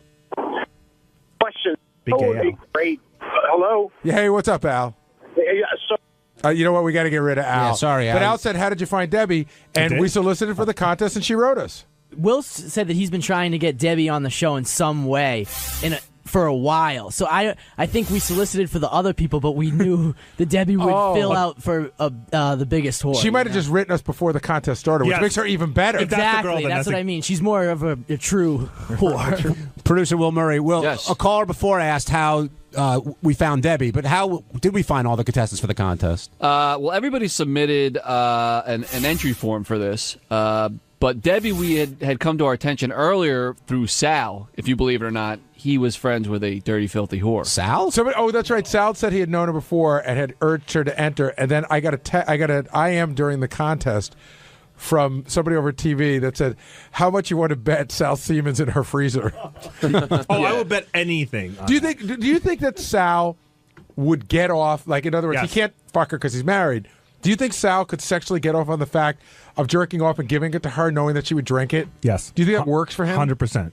I don't know what works for Sal. That would get Gary, off for he gets off on Debbie the Queefer's panties hanging in his office. I think he loves a girl that will submit to anything. Would your wives get mad at that? If you yes. Yeah. Well, I mean, Benji, you've done some crazy stuff. Would you do that if she asked you to jerk off? And I wouldn't get anything out of it. I mean, like to mail her. Off. I mean, yeah. She couldn't take it. If you jerked off immediately and froze it and gave it to her, she couldn't take it and use it to get pregnant. If a real hot chick was in front of me, it's like saying, "Oh my God, I gotta like swallow your cum." I guess that would do it. But just to go to the trouble of freezing it and then figuring out a way to ship it to her, that would be too much. But Will, these were three well-qualified whores. Oh, they were great. I mean, I don't know if everyone liked the contest, but I thought Beth was a home run with the husband stories, and I don't even know if we got into the full extent of that, because one of the things she told me during the pre-interview is that her husband gets, like, she lets the guys come inside of her, and then she likes the husband to have sex with her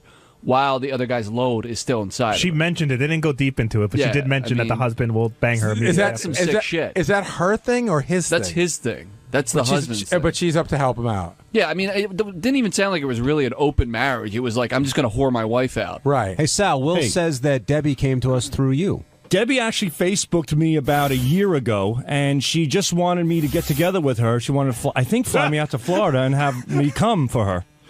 And I let her. I made her. Was she going to pay you? No, I don't remember the specifics. I was so blown away by that particular solicitation. I've never had that before. And at first I thought, hey, this is somebody roping me in. I work on the Stern Show. Somebody's playing a joke on me. So, I treaded lightly. I said, well, what else do you do? And she said she had a cum fascination. And I said, yeah, well, why don't you show me a few of those cum fascination pictures? And those came through. And then she said, I just had a guy. I just cut open 8 condoms and drank them. And I'm like, all right, let's see that. And sure enough, she sent that. And that's when I said, hey, you know what? This girl could be great for the show. She sent us a picture of a table covered with cut condoms. Yeah. Just like 15 of them on this table. See, this is my worst fear, and you know what I'm about to say, John, that Sal gets to be the creepy guy he is under the guise of doing research for the show. It's for the show. In other words, if he would have done this when he was a stockbroker, he probably would have been fired. Right. But here, he's a star. He's a star. Which is actually very good. It's beneficial. The girl emailed me. She sent me the pictures. I forwarded it to Will, the segment producer, and she became the biggest wait a second, whore in the world. Wait a second. So it all worked out well. The way you started explaining the story, she wasn't looking to come on the show. Right, she it was wasn't. a private correspondence between you and her. So, and then you're exchanging these pictures in a private way, and then you decided she might be good for the show. I thought I was being roped into a scam. She sent in the What, pictures. we going to call the FBI, do a sting operation? No. I thought she could. Listen, whenever somebody emails me in any capacity, I work for the show. I think, hey, could this possibly be good for the show? I'm obviously not going to go out there and ejaculate on this girl as much as I'd like to. Don't get me wrong. Obviously. Well, but the thing's that once she followed through, I forwarded everything to Will. But that was the question we had. If she said, hey, Sal, would you jerk off for me and send it to me and I'll hold on to it and then use it down the road? Would you do something like that? And did something like that sort of get you off?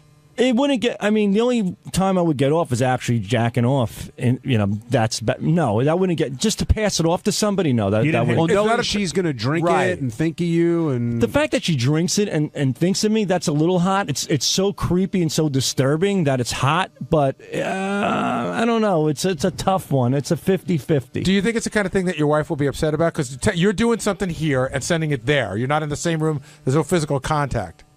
You know, she probably would be upset, but the thing is that, think about this. You go to sperm banks, right? Yeah. And you're creating life out of it. So there is pleasure that comes out of that. So you are jacking off. You are putting your semen into a container. The semen's going into something else. Life is being created. People are being happy. So what's the difference? I put my semen in a condom. I ship it off. I'm happy. She's happy. Because same thing, but there's no pain-in-the-ass kid that's being born out of it. But actually, it's more beneficial. But she's a little different than a sperm bank, Sal. What? She's a little different than a sperm bank. Yeah, she's taking it in her mouth versus a vagina. That's the difference. One hole versus the other. What is the difference? I guess, listen, Sal's making a little sense. What's the difference between jerking off and handing the girl a doggy bag of your semen and jerking off at the booths that you go to? I mean, you're still jerking off in front of a chick. I personally don't find that super duper hot. I'd rather have full-blown sex, and oral. Well, but if the fact that this girl does it, it's interesting. It's interesting enough that she's the world's biggest whore, so she's doing something right. Yeah, I think it's more interesting than hot. Yeah, I would agree. I think we got our answer, Gary. I do, too. All right.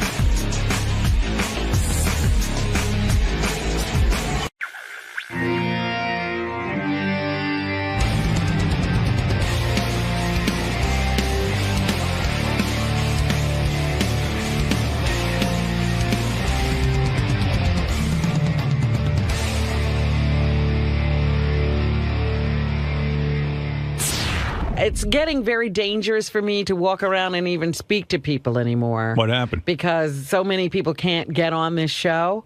Uh-oh. I was leaving the building last week. Who'd you run into? And I ran into Kevin Sorbo, the guy who used to play Hercules.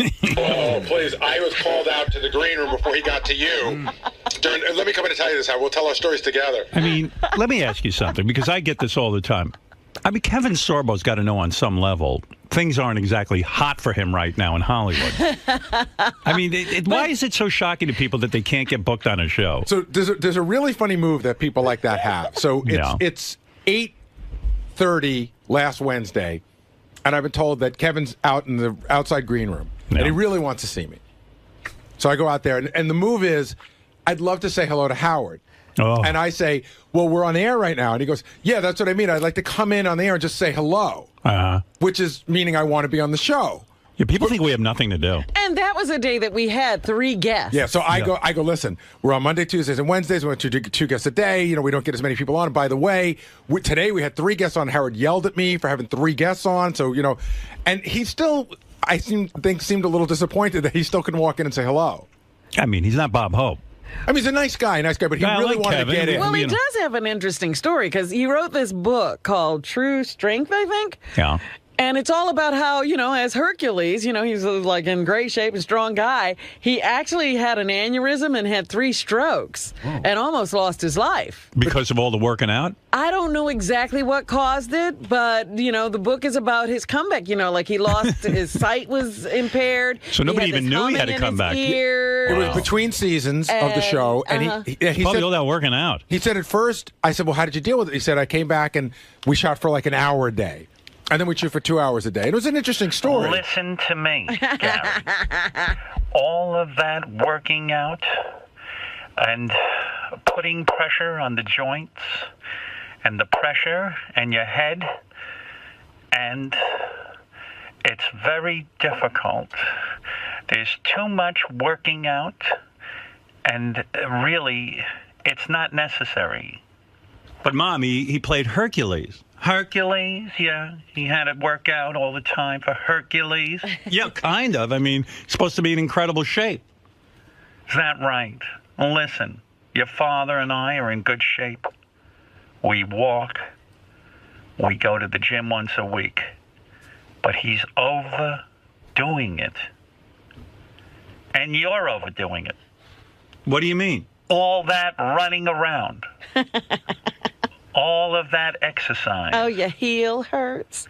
Of course. Because of the pounding is very hard on the joints. Ma, I'm fine. I want to do some exercise. I sit in a chair all day. Listen, I said movement is good. Your father and I walk. Yeah, but I'm not 85 fucking years old. I can run. Oh, yeah? You think that's... Your father never ran, and neither did I. Look, I'm not going to talk about this. You're making me cuckoo. And Kevin Sorbo absolutely had to work out hard to be Hercules. Oh, yeah? All right, look. Yeah, I'm going to go now. All right, goodbye. That's the lecture. So anyway, I ran into him later in the afternoon. And I'm just seeing this guy walk by me, and I'm like, oh, that's Kevin Sorbo. And I said, Kevin, hi.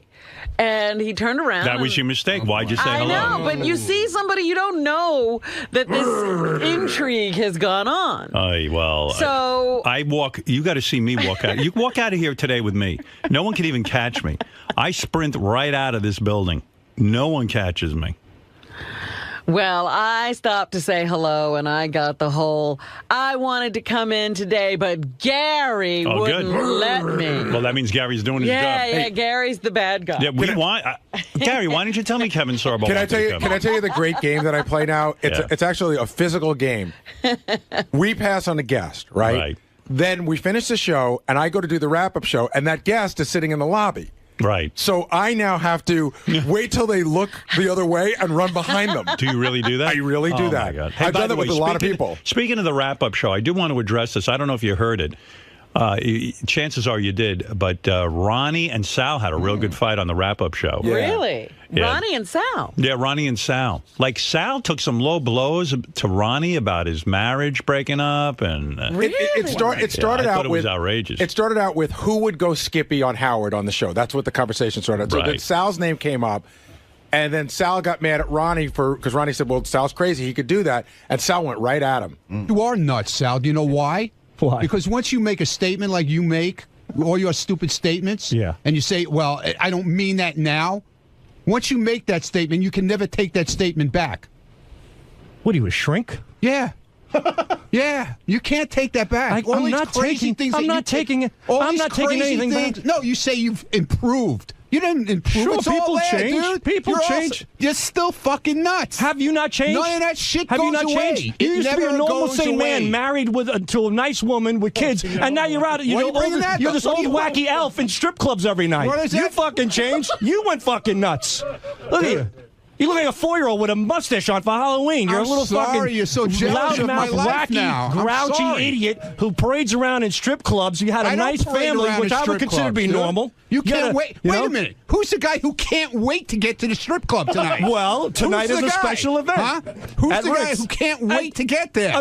But I still have my sanity. I'm still. No, you don't. Yes, I You're do. not happy. Yes, I'm very No, you're happy. not happy. I'm extremely No, happy. You're not. You Don't asshole. go down my road where what I did. Your road is At least busted and old. If I wasn't happy, I'd Your left. road is decrepit. You have a Okay? dirt road going You're to a nowhere. stupid ass. You hang You're out. a road where You're not fucking happy. rapists down south drive up chicks and fuck them and cut their head off. You have What no are you road. talking about? Your road is a demented, Why dark would you even say shithole. something? Would I ever say something like that? You're not. Look at this demented shit that you come out What with. demented shit? You if I gotta come, worry what about demented you. shit? What demented You're shit if I come fucking out? nuts. You I'm really not are. nuts. I'm not nuts. I mean, you make statements like you make, man. That's fucking nuts. I would never say shit like that. Oh, because I asked my boss 5 years ago if I could sleep. Guess what? When I worked in Wall Street, I could have asked my boss would to ask stay their over. boss to sleep in their house? But he's got this I could fucking see size if of the it was a house blizzard. of a fucking mall. You think there'd be a little room for one of its employees for one goddamn Listen, night? let me tell you. No, I'm asking me Let me tell why. you something. Howard Oh, stop. offered to I'm let not me being sleep in his analyzed. house a million times when we've had bad weather. Okay.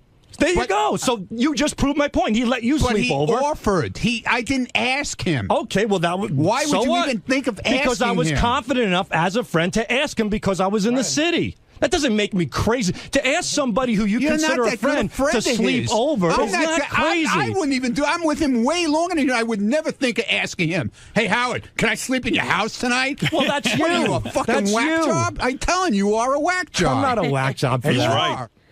By the way, Yeah. we were talking to Sal about how he would be the one to go skipping. He's like, I'm not. I'm perfectly normal. So we brought up the sleeping thing, and he goes, that was a long time ago. I get it now. But in that clip, you could see he doesn't get it because No, he he clearly doesn't. thinks you were wrong to not let him sleep over. Yeah, like I have a big enough apartment that I should let him just sleep over. In the meantime, there are a lot of people who he really was friendlier with that had apartments in the city that he could have asked Will. Right. He could have asked a lot of other people. No, he would be more comfortable at my place. Of course he You would. have the room. Right. You practically owe it to him. You wouldn't even know he was there.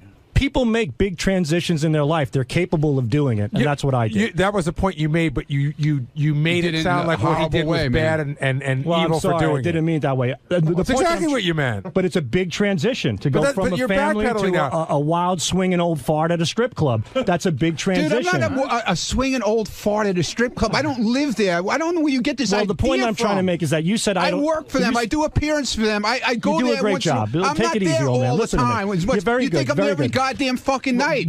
You're out of your mind. Ronnie, the point I'm trying to make You is are that out of your mind. you said I don't have the ability to change. You changed, and you're doing fine. So I changed. How do you know as I'm well. doing fine? I might not be doing fine. I might have put And on you a- didn't say he was I might doing be fine putting at on all. a great show Well, for everybody. you Maybe said- I'm not doing He fine. says he's happy all the you time. painted him as the All right, opposite you know of what? fine. You changed and you're not doing fine. I changed and I am doing fine. No, you're not doing fine. I'm doing fine. You're not doing because fine. your thoughts came out to him about how you felt My going thoughts- back a long time ago. Big deal. No, Big- it is a big ask a deal guy because to- you can't take back what you've said. I'm not. Boy, when those guys argue, it goes on and on and on. Jesus.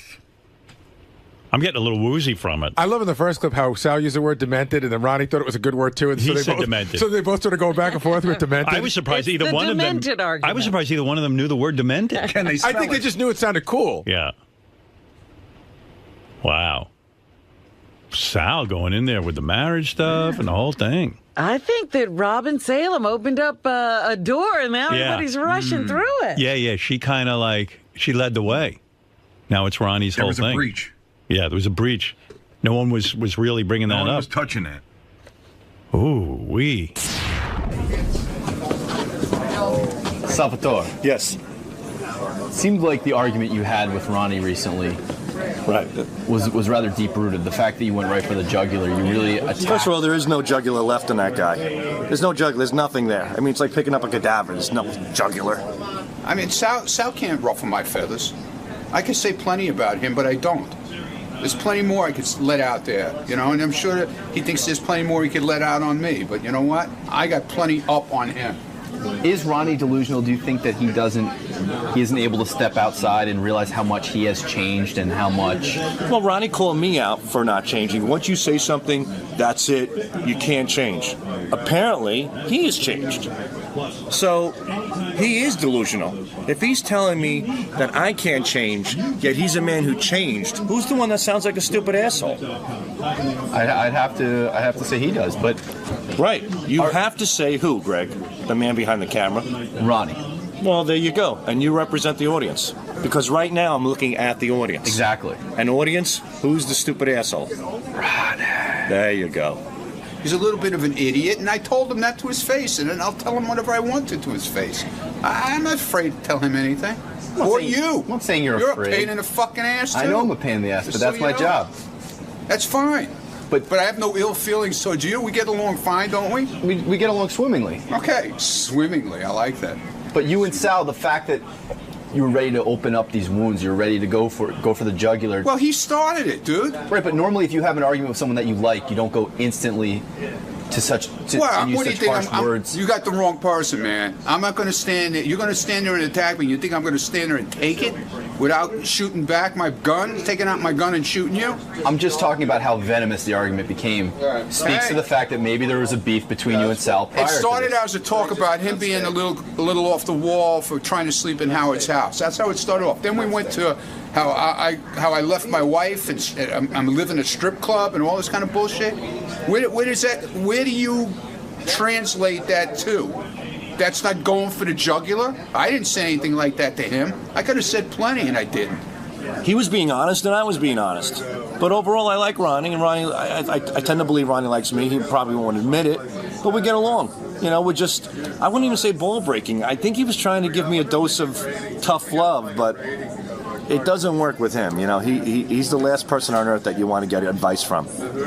You're not gonna take sanity advice from a guy who wears tinted glasses indoors. No, and skin tight belly shirts and turtlenecks, and a man who dyes his beard and wears skull and crossbone T-shirts on the weekends at the age of 62 years old. Yeah, that's pretty bad. And likes a vibrator rubbed against his asshole, and has dreams about sucking dick and getting fucked with a pussy. That's, yeah. You know what? Come to think of it, I will take sanity advice from him. You can't take it back. It's coming from a guy who says, last night I dreamt that I had a pussy and a man was fucking me. And he's talking about me taking back shit? If I had a dream like that, the last thing I would do is say it on the show that it's 20 million listeners, you stupid jerk-off. God. Case closed. Captain Sanity. You're looking at it. Yes, Vince. Then we'll get right to the news. Yeah, Vince. Hey, I was watching an old episode of, this is a question for all you guys. I was watching an old episode of To Catch a Predator.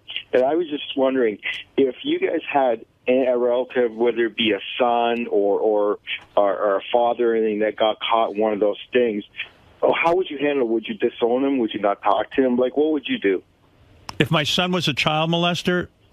Well, if he was going online and meeting, I would never abandon any of my children. But what guess, do you do? I mean, I think at this point if you know he's a child molester, you have him locked up because he's going to ruin some kid. But you have to, right? You can't protect a child molester under any What if circumstance. it's an uncle, a cousin? Can't protect him. Got to report him. But, do you have them to family events? Are the kids there? You gotta. It's all adult events. I don't know. Like if your son. See, these are sticky issues. If your son's a child molester, do you have him to family events? Well, hopefully you've reported him to the authorities and he's not available for family events. But, they do get out eventually, Howard. They don't lock these people up for life. Oh. Well, I guess I'd have to have him at family events, but I have to say, hey, everyone, listen. He has to wear a scarlet letter. My boy's a child molester. I love him because he's my son, but at the same point, he's fucked up. So, enter at your own risk. See, that's a problem. On the show, so many people come through, and then they say that they were molested by somebody, and then you say, did you ever see him again? They say, yeah, I see him every year at Christmas. Yeah. Right. We exchange gifts. It's so uncomfortable. Doesn't make sense. Look, I grew up with my molester. Yeah, I mean, Robin. But Robin couldn't get. You needed a father. I mean, not that you needed a father. How do you get your father out of the house when you're a little kid? You can't. That's right. Yeah, I mean, that's a different situation. He's asking if your dad found out you were the child molester. What do you do? Well, you know what? I was looking that last week. I did that story about the guy they arrested, and he had porn on his phone, and his zipper was down, and they thought he was one of the guys molesting women in Queens and Brooklyn. And it turns out that they had to let him go after the story broke. But he was still out there in the middle of the night with his zipper down and porn on his phone. Yeah, but he was just doing it by himself. He wasn't harming anyone. So I want to know what guy. How do you treat him at Thanksgiving? I want to know what guy doesn't have porn on his phone. Yeah, but you're not outside. You have your dick out of your zipper outside. Oh, well, that's tough.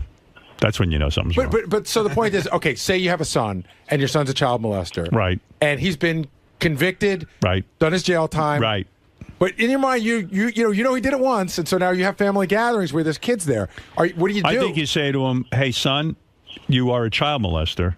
I can't have you around children, and evidently you don't know how to conduct yourself with proper behavior." But I'm cured. And so we can't. There's no cure. It doesn't matter.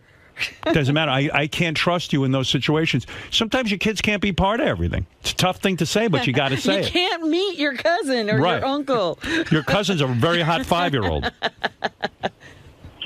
What are you going to say? Oh, if this happens one more time, you're in big hot water with me. No, you got to say, listen, you broke the trust and you can't be at family gatherings, and it's not going to change. And if the kid can't handle it, tough shit. That's the consequence. Go ahead, Pat. You have the last word. Yeah, Howard? Yeah. I want to ask Robin, on her free time, does she ever go out to the bars or the clubs in New York? No. Sure she does. She's lying. Why would you say no? I don't do it on a regular basis. He asked if you ever go to bars and clubs to meet guys. You do. You have a pack of gals you go with, and you. But I haven't done that in a long time. Maybe why, I've you turned embarrassed? over a new leaf. I don't know. I just haven't done it. Why did you lie to him? That's not like you. Do the guys hit It on her? just seemed like the right answer at this moment. No. Do the guys hit on her when she's out there? Sure they do.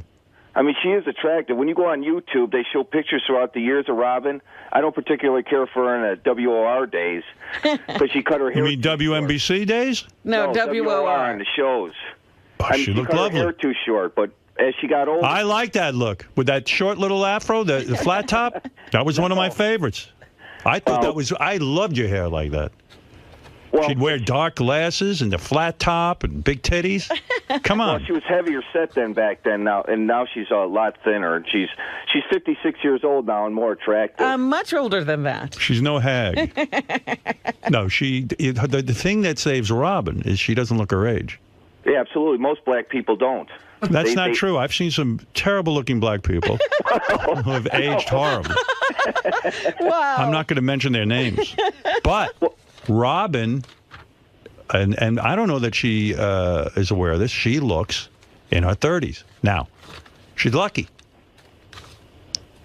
And any guy listening should realize that.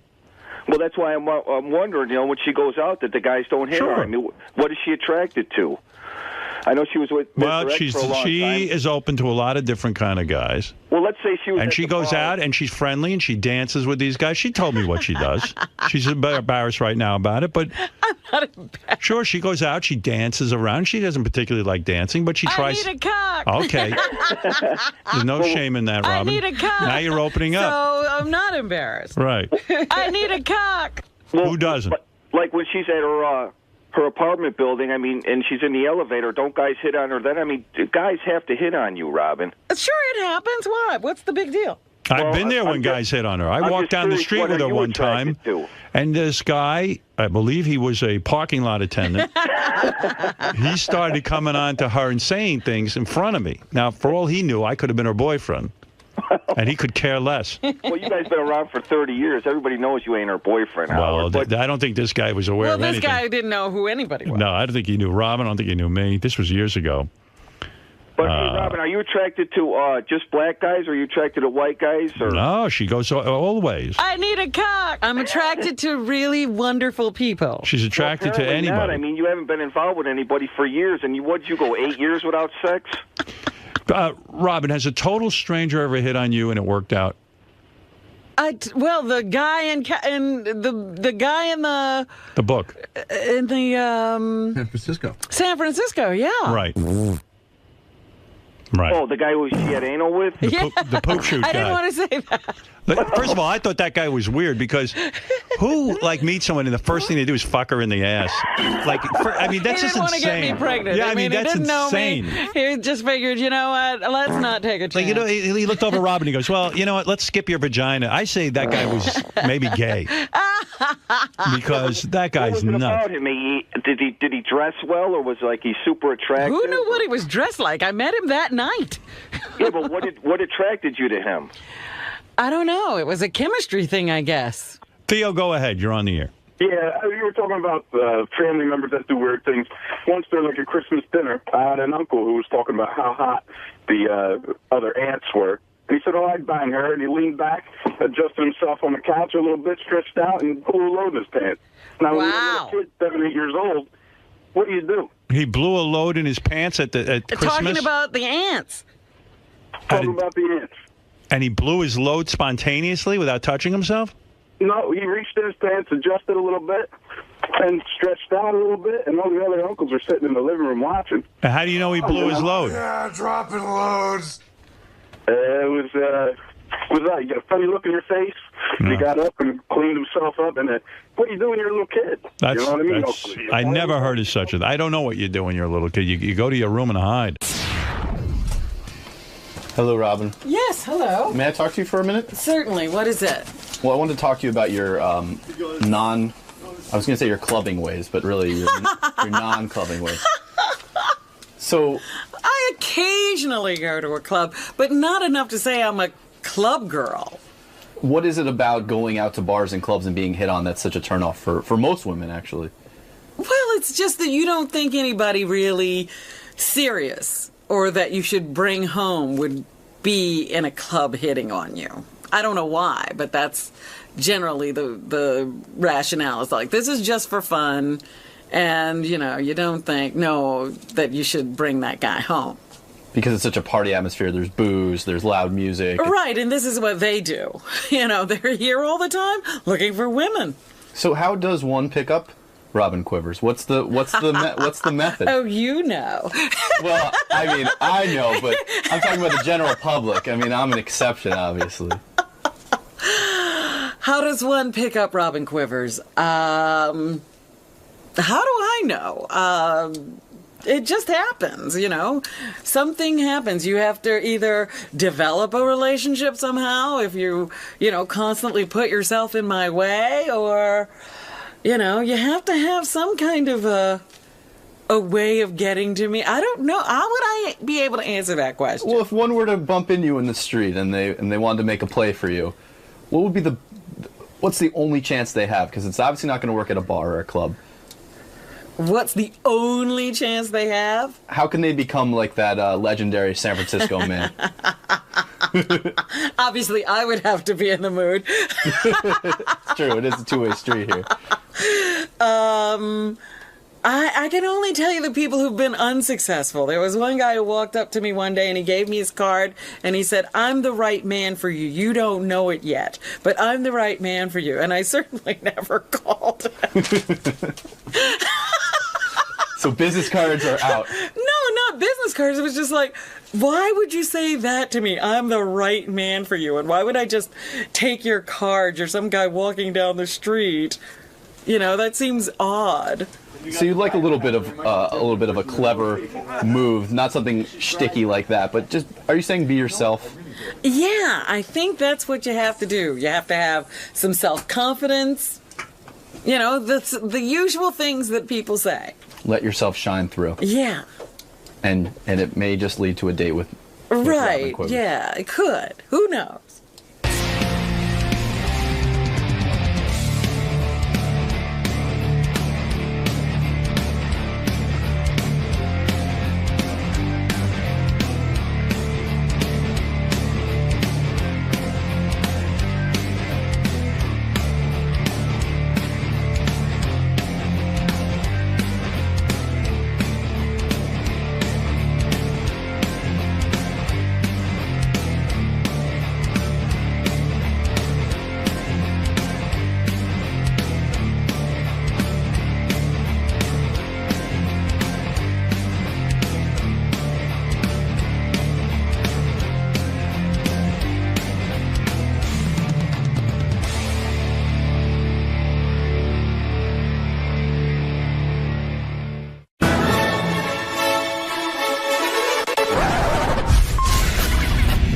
This is a Howard TV original production.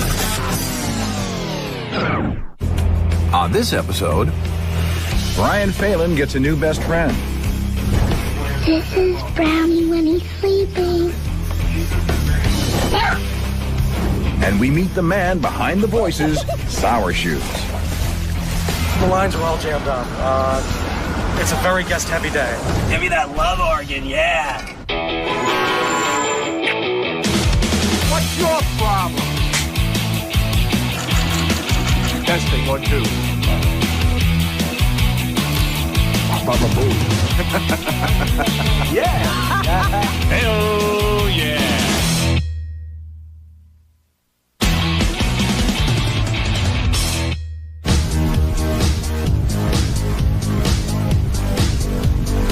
I have been the spokesperson for the North Shore Animal League America for over 6 years now. North Shore Animal League is Beth's passion. Dogs and cats are her passion, and animals and animal rights, and she loves finding homes for these dogs. Well, the story of Duncan, the little Basset Hound Beagle mix, was I had a purse, and I thought, I want to go up and say hi to my husband, but I also would like to smuggle a puppy up. Hi, adopt me. My name's Duncan. I'm 10 weeks old, and I'm a Basset Hound Pedigree. Aren't I cute? Are you kidding me?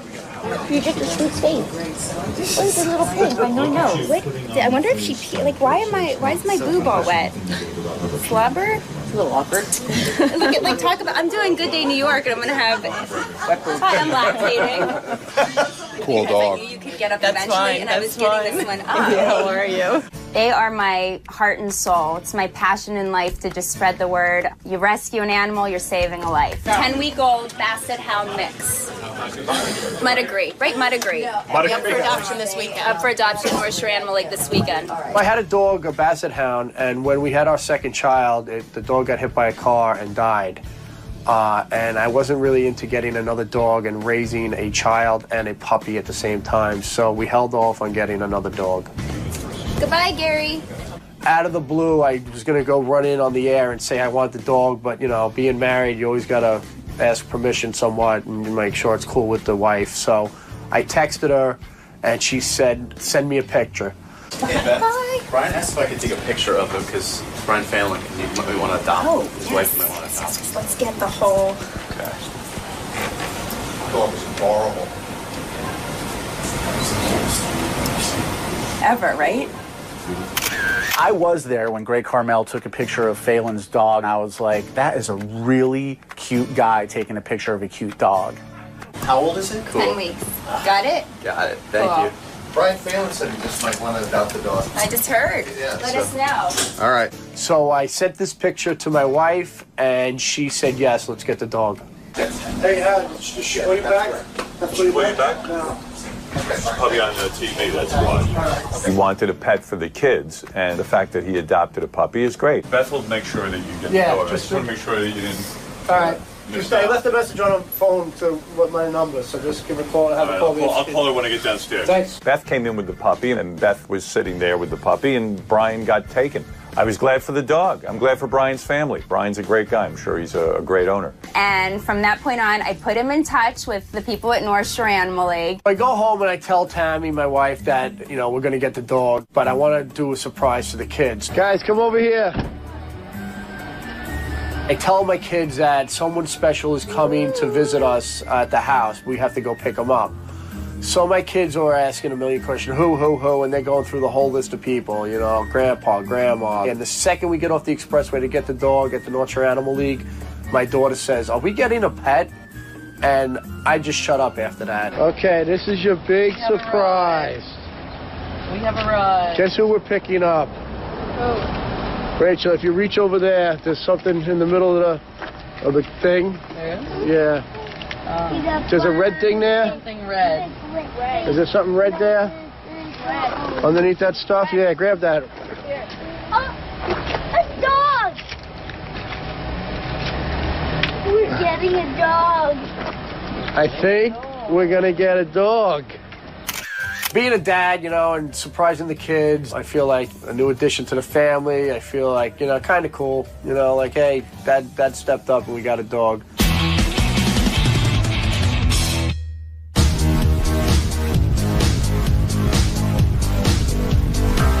It's a great day when you're walking into the office at 6 in the morning and you hear, "You can talk."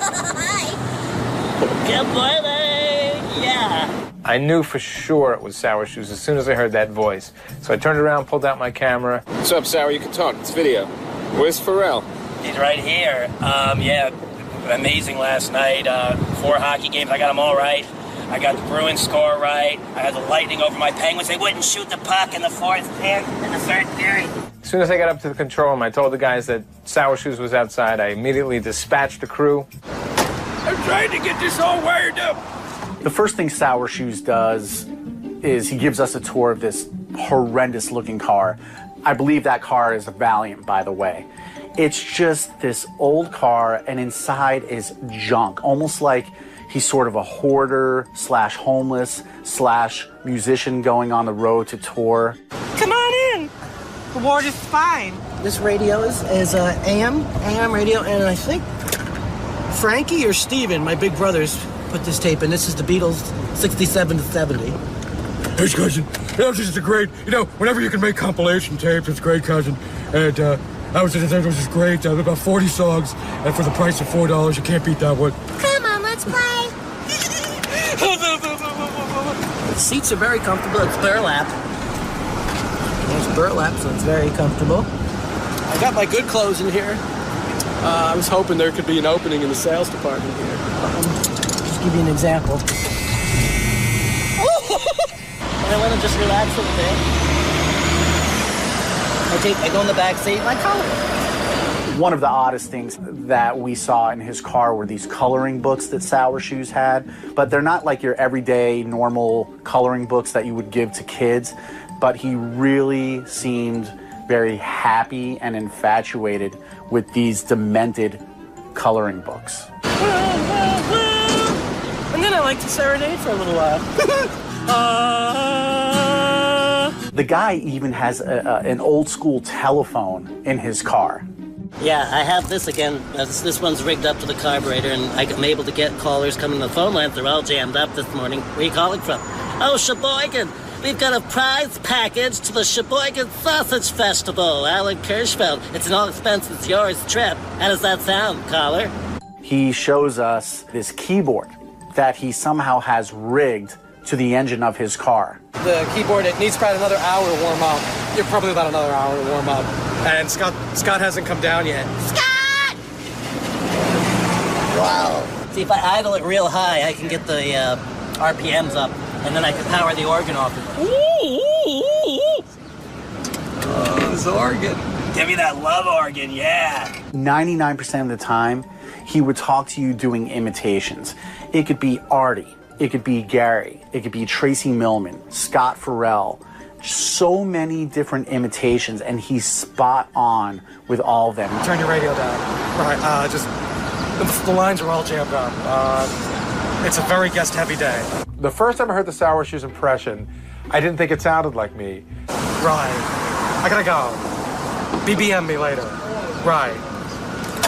I think the Sour Shoes impression of me is a tiny bit effeminate, which I'm not really a fan of. How can I help you? Right. Yes, Tracy. Douche. Fuck you. The guy is just absolutely captivating. I'm tired. I'm not doing this right now. You didn't get a single buyback. Hello. Gary, I love you. Dabba Louie, I love you, but Yeah, but this whole Don Rickles shit doesn't fly with me. Yeah. No, it doesn't. No. Whoa. Embargoes. PLO. Wow. He's just a big kid in a grown-up's body. I love you.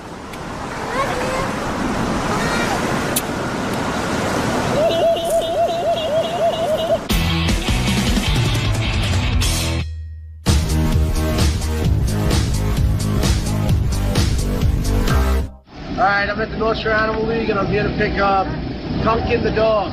No. Let's go inside and see what we got. Right, kid? Yeah. Come on in. That day, there was an event going on at the North Shore Animal League, so we walk in, and there's, a ton of people and a ton of animals and just dogs everywhere. I said I was never going to guess, and I did. You did guess. You guessed right. And what is it? A dog. A dog. That's right. A dog. Are you psyched? Yeah, you excited? You gonna have a doggy?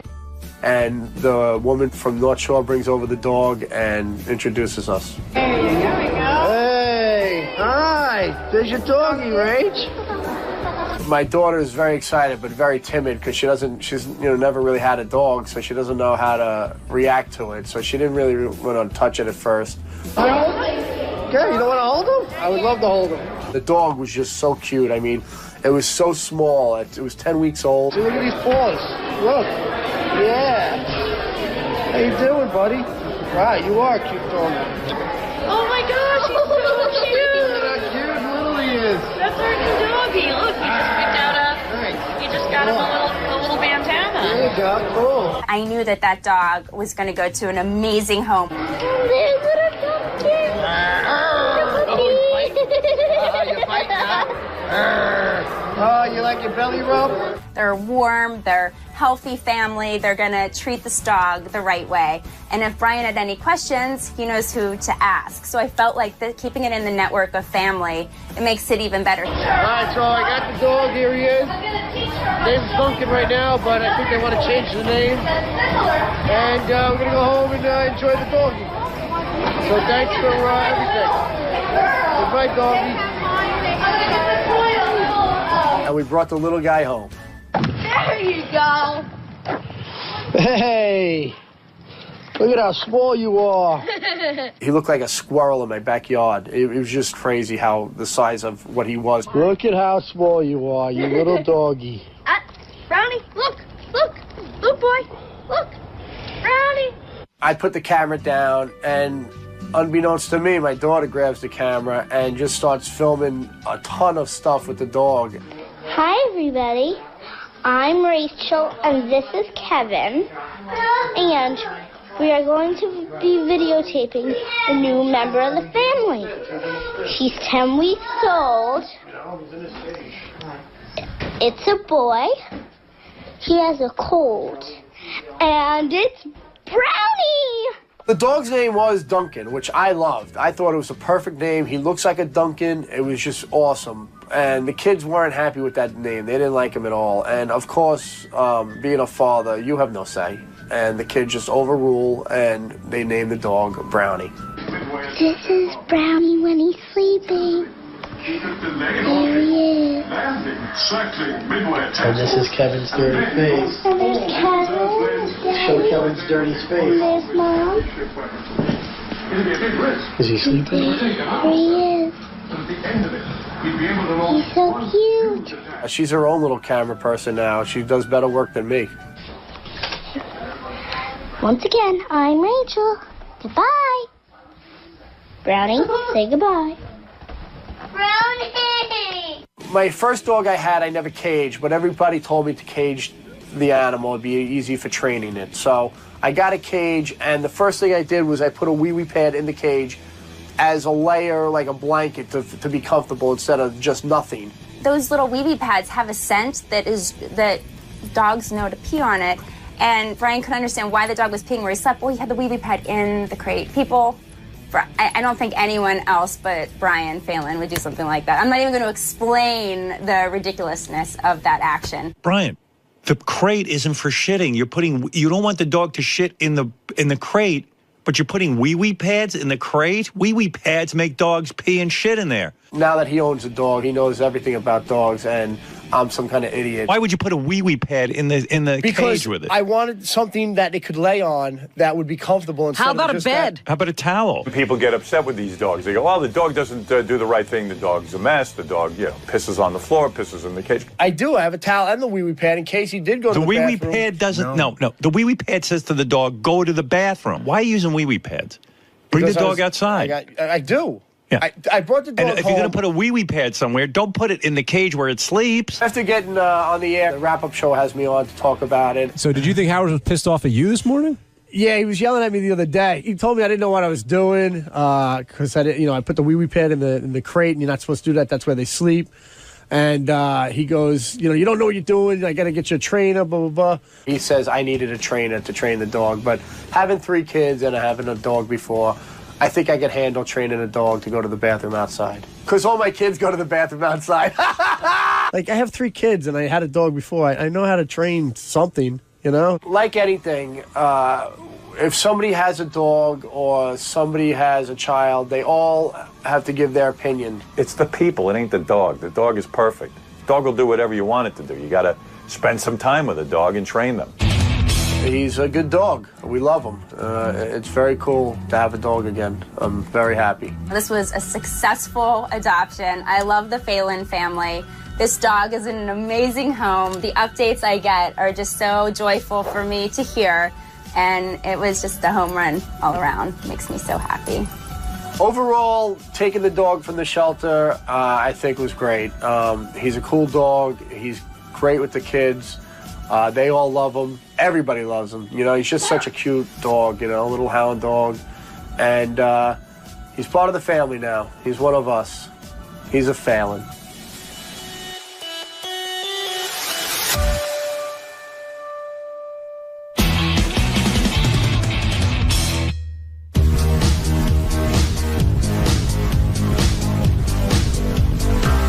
After spending about an hour with this guy outside, you're thinking it would be great to spend more time with this guy. Better yet, it would be great to spend time with him in his own comfort zone, which would be his home. The Sour Shoes pool party came about because he's always invited us to come up and swim in his pool. So we decided we would do a radio show of Sour from his pool. I said, geez, so entertaining.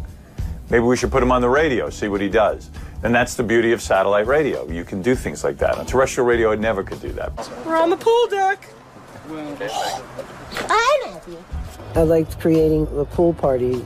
You know, I had an idea that having a pool party would be great. Have like a live broadcast. And then Jimmy said, yeah, they would come up and do something like that.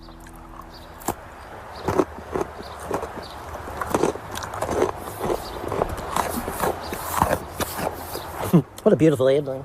Humidity seems to have departed. 79 degrees. We prepped like we would any remote show. It's pretty easy to set up nowadays. Technology's getting smaller and smaller. We show up with just a little suitcase full of gear. We did have to set up lights because it was going to get dark and we had to make sure we saw Sour in the pool. It was a little hazardous at times with water splashing and our lights being so close to the pool, but we were willing to, at least I was willing to wing it because, well, I wasn't in the pool. We were just, extremely careful and made sure that everything was kind of as far away from the water as possible. The Sour Shoes Radio Show. We'll send out some song requests to you, those that are on your mind. Yeah, we got some fun, everything that you could possibly ask for in the next hour. Sour Shoes Radio Show. Yeah, now Sour Shoes Radio takes over Hollywood 101. Oh, I love that intro. I do love that. Sour 101, 888.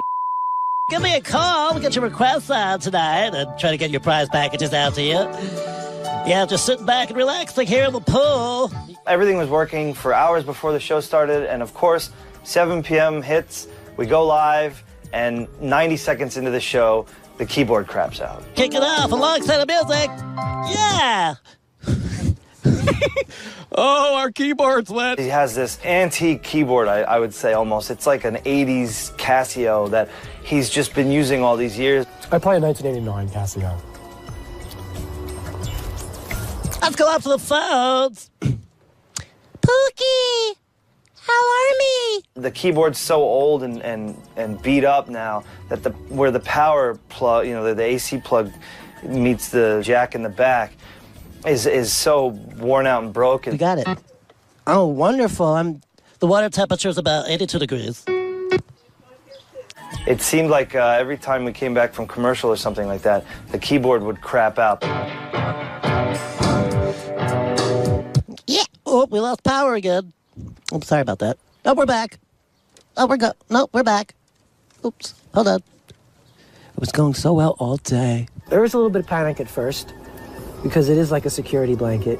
Ooh, Baba, Baba-wee, Baba, Baba, Mama Monkey. Oh, we're back. We're back. Oop. Ooh. Ah. We had it. Friends, ladies and gentlemen, On the EIB network, we're having problems with the keyboard. So while the show is going, McClure turns to me and goes, I can't fix this keyboard. We have to go buy one. Can you drive me? We're going to run to the store really quick and try and buy a new keyboard for Sour. So we get in the car, and the show is going. Hi, Mike. Thanks for calling in at 888. Yeah, Sour, are your parents there? Yeah, Mr. Langford. Mr. Longford. They're in the living room watching TV. This is... Yeah. Radio show is happening, whether McClure is there or not to produce it. And we drive off to try to find a keyboard. Oh, my God. Come on, quick. It's live, man. There's no time for a break. But if we get back in like 12 minutes, we got another 30 minutes left in the show. If we can get one more good segment of him playing, that's cool. The show is still going, and we're speeding through the country roads, and we have to get back in time. What's up? How are you? You still open? Yeah. You have Casio keyboards of any kind? No. Oh, fuck. You have any keyboards at all? No. No keyboards. Hold on. I'm going to try Goodwill. Fuck. Nothing. They got drum kits. I did notice a keyboard store up here. Do you want to try? Yeah, is there like, back in those 80s, like the stores in the mall with the pianos? Let's try the keyboard district. The keyboard district. Unfortunately, it's not 1985, and Radio Shack doesn't sell keyboards anymore. Gonna say goodnight and thank you all for sticking with me through the water-soaked keyboard extravaganza. And you can order your coloring books. Do so, please, and we can color together next time. Bye! Oh, that was nice. It was a good recovery. Sorry about all that. No, it's not your fault. It sounded really good most of the day, and then I think I may have fried it by throwing water on it when I jumped in to catch the. When I jumped in earlier, splashing everything in sight. Jesus Christ. Okay. Sorry. We made it. No need to bring the Lord into this. Sorry. And then Sour had one last request. All right, Mikey, we're going to head on out of here. Anything else we can do before we leave? Can you tuck me in? Only because you're such a good sport. Let's go. Really? Where are we tucking you in? Sour Shoes is a very, very talented guy. I don't know. I mean, he's entertaining. Really? I'm scared. Could you put the blanket back on it when you tuck me in? Okay. I think he's a savant musically. I think he's incredibly talented. His knowledge of music is unbelievable. I really enjoyed the guy. I mean, he's a little off, but he's very endearing. I think he's super talented, and I think he's a real talent. I mean, he's a really funny fella. All right, Mikey. Have a good night. Thanks for having us out. I love you. We'll see you soon. See you in the morning, hopefully. I think Sour Shoes is an amazing talent. Yeah. Seems normal. So I interviewed Sour for this show that you're watching now, and I said to him, I'm going to fire off people on the show and just do the impression. And it was pretty cool. Gary. Right. Here's the deal. He was on the show. I never said that about the Bush administration. Never. I wasn't a huge Bush fan. No. Douche. No. Fred. Lumber liquidators. We probably should take a break. Hi, bitch. Hello. Hey, how are you? Mary Ann? Oh, that's fabulous. I love you. And Howard, Robin, I'm going to throw you a bachelorette party. Gary retard? And I want to come to from Seattle because, Oregon, the Sanders and chicken. Hello? No, there's a razor corporation. I'm to talk about it. And that's you. No, man, you shit's dope. Well, I didn't think it was. I didn't think it was funny at all. But no, I never said that.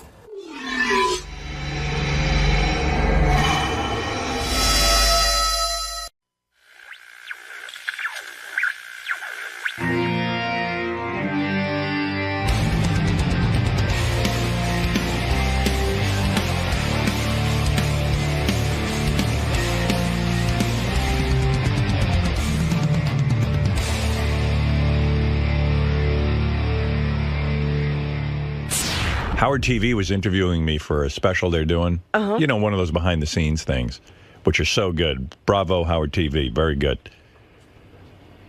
They were interviewing me the other day. A couple of our guys have some really weird tattoos that work on the TV side of things. Is that right? I didn't know that. Yeah. Well, Richie Wilson's got that whole sleeve. Well, yeah, I know Richie for a long time, and I know he's been working on some things. The tattoos are taking over his body. It's like it's his whole identity. He's sort of like the tattoo guy now. I knew him like he was just like clean. Like he was bare. Yeah, and it was like, it's weird. Like, I don't even get, like, I know like tattoos sometimes mean something to people. You know, they have some significance. Yeah. Even though I find it hard to come up with something that meaningful. Me too. You know, like I'm like, gee, I wish I was that passionate about something. Yeah, some people, there's a number they have to put on themselves or a saying. Oh, well, one of the dudes in TV, Rob. Yeah. He had some odd tattoos, man. I was totally distracted during the taping because I was staring at his arms. And I didn't know what the fuck Rob had on his arm. It was a major, big thing. And then I said to Gary, what's with that guy, Rob? He's got like, and he goes, oh my God, you don't know? He goes, that's, I think he thinks it's like Charlie Chaplin or something. But who did you think it was? I thought it was Harpo Marx. Yeah. And then it turns out it's Charlie Chaplin. No, right? It's Orson Welles. Orson Welles? Yeah. He's got big curly hair. Tattoo of Orson Welles. Yeah. And where's Rob? Right. There he is. Oh, there he is. There's Rob, man. You got to check him out.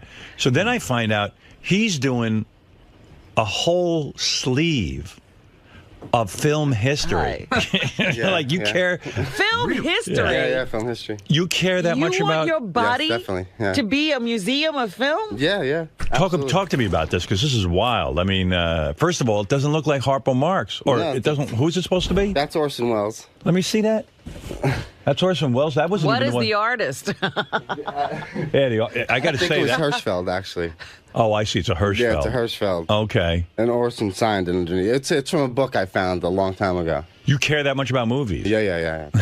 And what's that big writing on your arm? This is morality in Gaelic.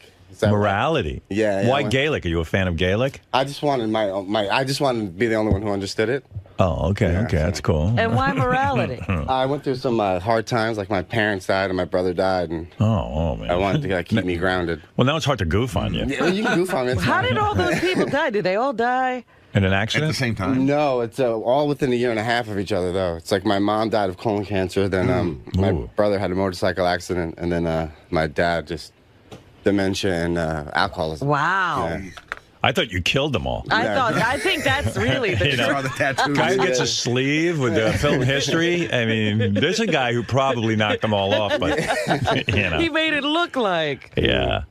Yeah, that's the only way I can get my tattoos was to knock them all off. So you got morality in Gaelic. Yeah. And what is Gaelic again? Is that some Irish thing? Irish, yeah. Are you Irish? I was raised by Irish, but I'm adopted. So my birth mother was from Spain, but Now you got to get it taken off and put in Spanish? No. Dude, good thing you're adopted because your family's health history is not that great. I don't know what my family's health history is. I'm really it can't be any worse than yours. How old was your dad when he got dementia?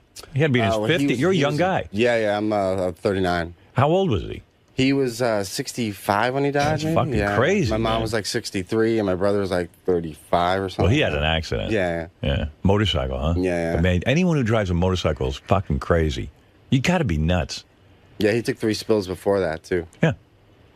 It was worth it, though, because he could feel the wind in his hair. Yeah, I guess so. Yeah. Well, you had to wear a helmet, so that takes away from that. Yeah. Did you like the dude, or were you just at odds with him? Sometimes. After my mom died, you kind of see the true nature of a person. And he kind of wrote my mother and my parents off beforehand, but after they died, it was time to cash in. Oh. So that's when we were at odds with each other. Oh, you mean he came back for the loot. He came back for the loot. Oh, so you didn't like him that much? I felt bad for him. He's like known as the lovable loser kind of a guy. Yeah. He was sleeve too. Film history? No, he had what was Scrabble? it? Japanese stuff. Anime. He was an anime fan? Yeah. He had the whole the history of anime, Japanese anime. Yeah. So we're talking to him the other day. By the way, what's that big... He's got this giant new tattoo, the new one. And I said, what's that? He said, oh, that's Battleship Potemkin. Isn't that the movie they force you to watch in film school? That's that horrible movie. I missed that one. Oh my God! Battleship Potemkin. The reason they show it to you is because it was one of the first films ever made. Like D.W. Griffith or somebody made it. Sergei Eisenstein. Oh yeah, who is it? Eisenstein. Eisenstein. Yeah, because the one I always got to see was that train robbery. No, it was the D.W. Griffith one. Yeah, Birth of a Nation. Birth of a Nation. Well, this is even worse. Really? It's almost like a series of like intense scenes of battle. Isn't that the one where the baby goes down the carriage? Yeah, down the steps, and it doesn't make any sense. But wonderful. But everyone's all proud of it because it was one of the early films. They still have it. But like, I'm surprised watching some of these early films that the whole film industry just didn't go away. People just go, "This is bullshit." This movie and pictures. The thing. When you start something first, people are just fascinated that there's something moving in front of them. Can you imagine putting the entire Battleship Potemkin on your arm? Why would you do that? You didn't even like the film, probably. I loved it. I love it. It was a big influence for Orson Welles. So that's like. Why do you love Battleship Potemkin? The stylizing. I mean, it's so stylistic and it's so expressionist. So it's Transformers. Yeah. You hate Michael Bay. I hate Michael. He's not going on your arm. Why don't you become a film director? Ever. You're way into film. Said you're taping my stupid interviews. No, are you kidding? This is a dream job. That's his Battleship Potemkin. That is a dream for me to direct movies, Right. Dogma style movies. What's that? It's a Danish experimental filmmaking. Lars von Trier. Are you going that crap. Yeah. Are you going to put that on your arm? Lars von Trier? Lars von Trier's going on. What are you going to put from Lars von Trier on your arm? The Dogma logo. It's That's another movie you can't get through. It's a pig with the asshole is an eyeball. How many times have you watched that movie? Well, it's a series of movies. There are these movies made under 10 specific rules called the Vow of Chastity, where it's like available lighting, no script, no.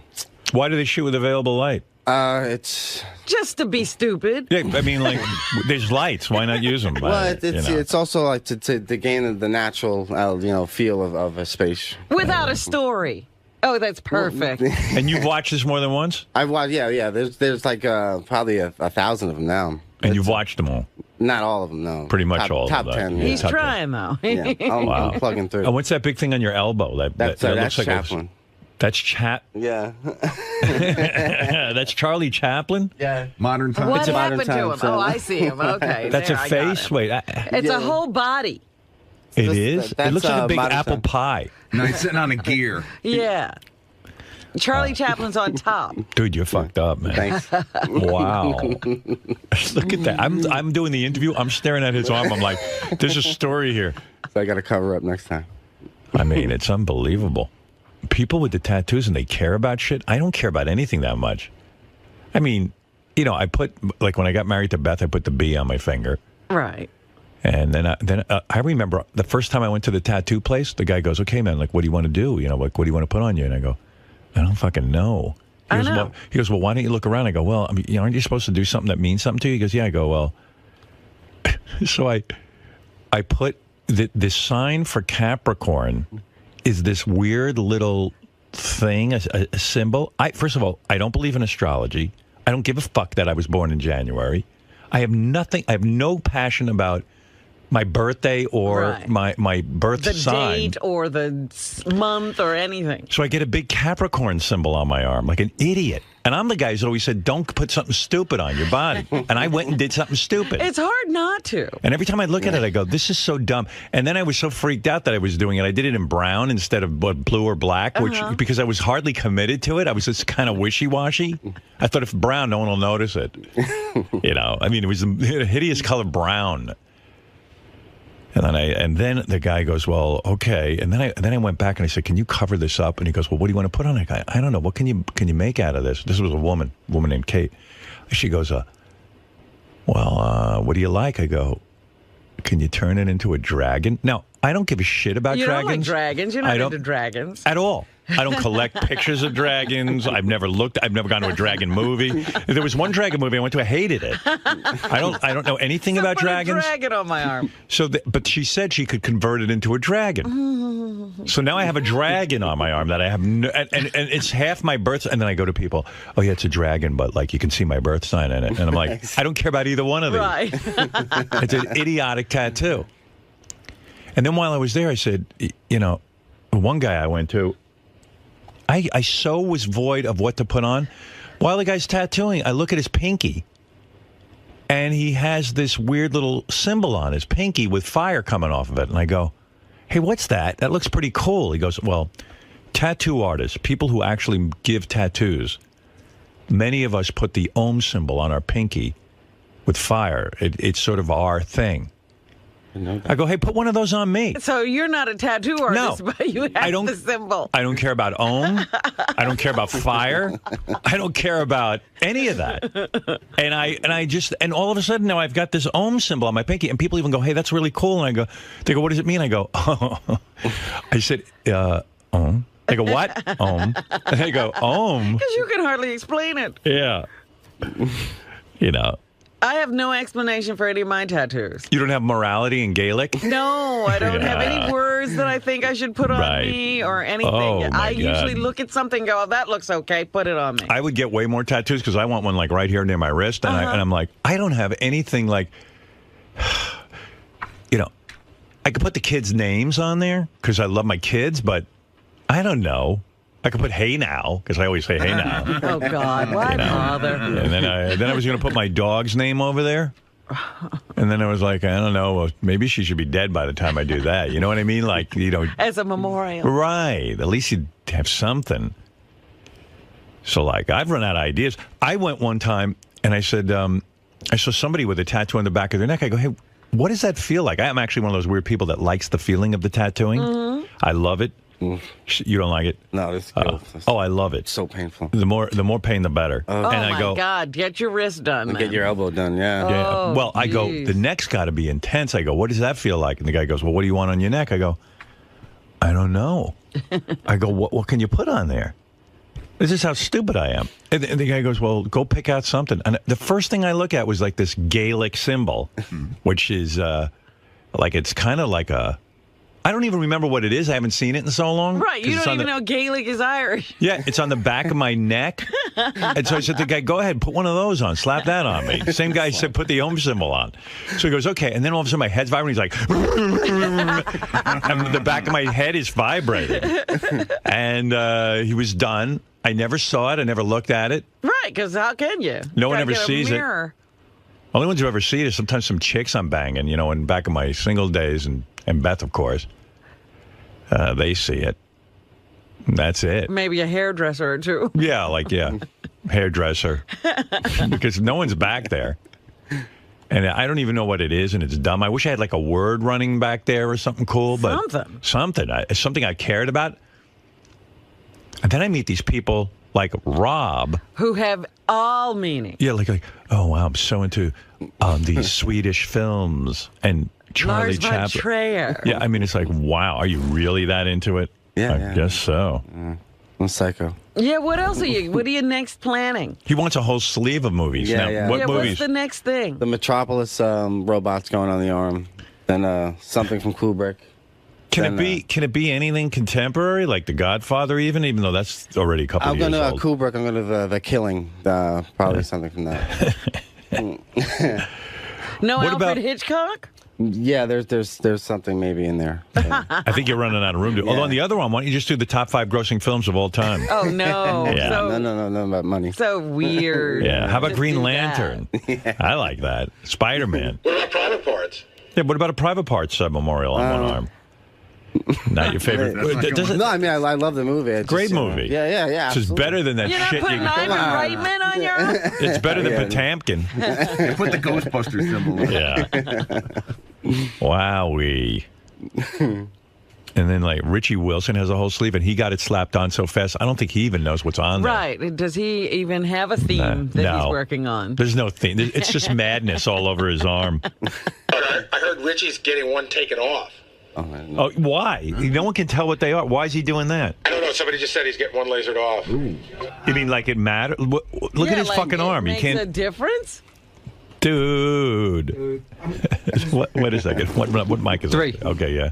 There's one on the back of my neck. Yeah. I'm getting lasered. It is the most fucking painful thing you can imagine. But why are you taking it off? Nobody cares. It's just one I regret. That's the one I regret. What is it? What is it of? It was. It's the year of the dog. The year I was born.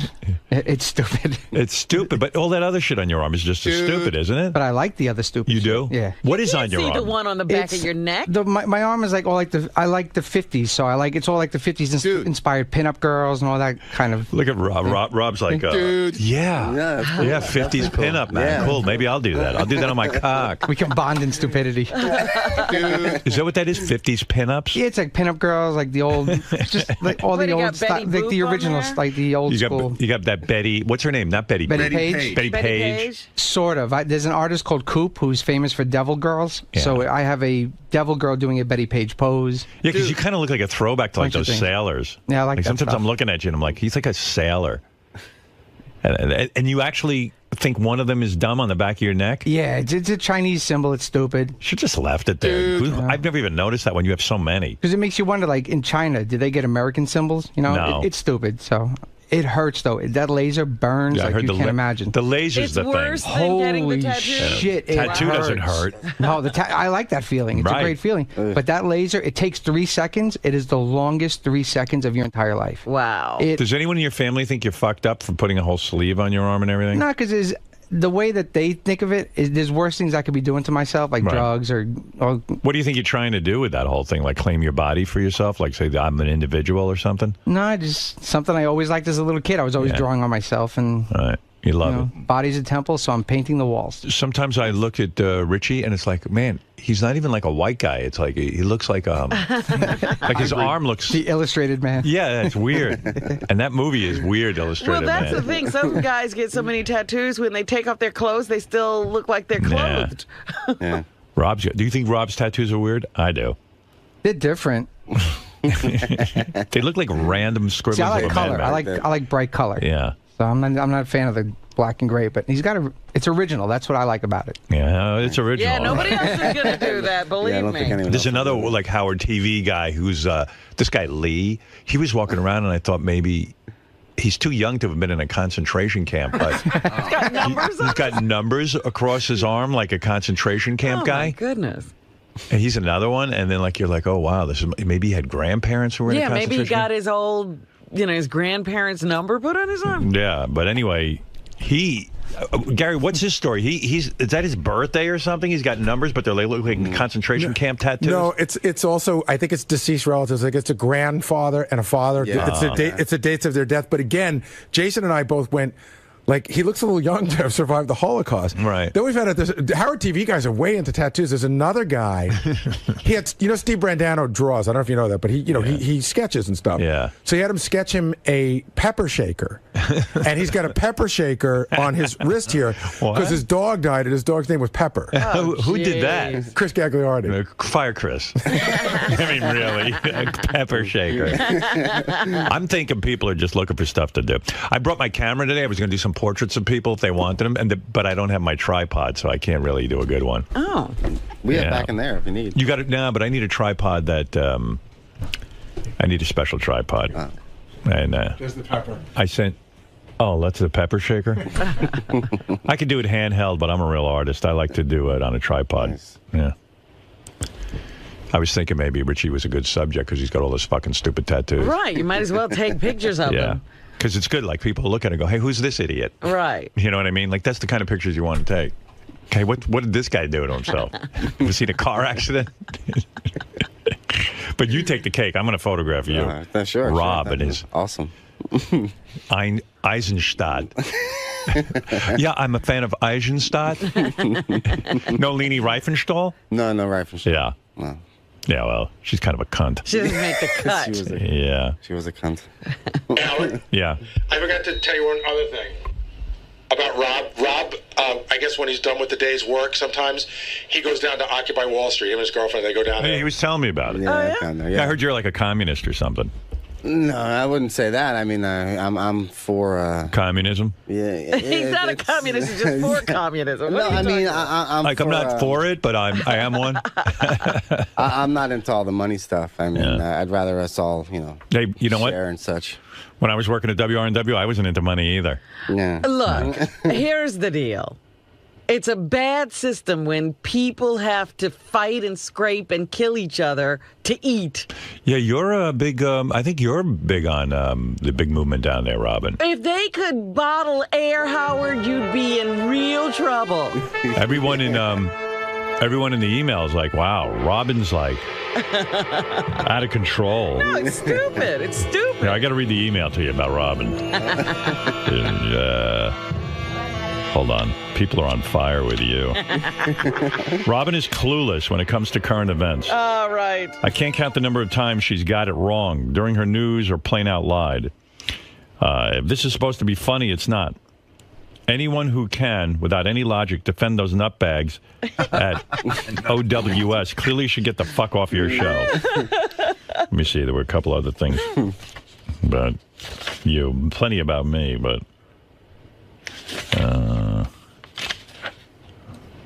I don't know. I don't see him. Maybe it's pretty interesting. What they're doing down there. It's nice to see a movement during the lazy times of America. Yeah. So I heard the pace doesn't trust you because you're a communist. And probably not. No. Yeah. How do you keep a job back there with the pace? Yeah. Do you guys argue all the time? No, not at all. No. Right. You're just hey, fuck it, man. Yeah. You're not that passionate about it. No, I'm not going to, sit there and proselytize. I'm not going to burn myself in front of anybody, no. Yeah. So what do you want to do? You want to get rid of money and stuff and like maybe just trade goods? That's cool. I don't even know if, trading goods is, I mean, you'd have to come up with a system. I'm not smart enough to say that I have a system, that would work. But I just think everyone should share everything, man. That'd be cool. Yeah, man. Yeah, simple. Because you know how generous people are. I'm not saying that. Well, you're not with us. Yeah, like I'm thinking of like, I could like take people's photographs and then they can give me food.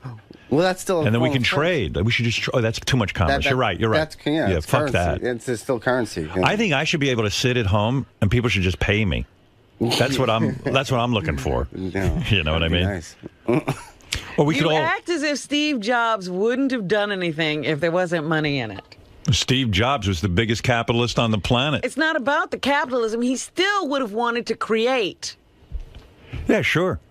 Think about all the people who. Think about how many people want to pick up your sanitation, Robin, because they want to create. Hello? Maybe you could invent something greater that we wouldn't have to have sanitation. Oh, cool. If now you're talking. Everybody was working in a creative way. Yeah, like maybe. If everybody was valued. Can't we train? Here's an idea I have. Can't we train ants to just eat our garbage? Monkeys. Monkeys pick coconuts in Thailand. That's right, yeah, but I don't want to train the monkeys. Let someone else do it. They're not paying me. That's fine. There is somebody who wants to do it. Yeah. Who is that person? Identify them. Yeah. I have an idea. The one from Thailand who's doing it now. Why don't we enslave... This is radical. I'm going down to that Wall Street thing today and proposing this with a big sign. Why don't we enslave half the population and force them to work while the rest of us are beautiful? Nobody's into that. You see, I had a good idea.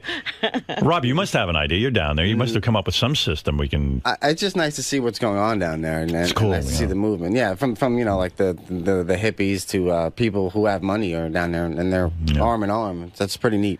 I just saw the other day that... Russell Simmons goes down there every morning and meditates. 9:30. Yeah, I thought he was into money, but I'm wrong. Yeah, I guess he's going to be giving it all away to the movement. Well, anyway, I dig your arms, man. Thanks, I was very absorbed in it. While you guys were interviewing me, I got to tell you, I was so busy staring at your tattoos. You could hardly keep your mind on your interview. Oh, my God. All right. Hey, good seeing you there, Rob. All right, go ahead. Go back there and work on some tattoos. That was the Meet Rob segment.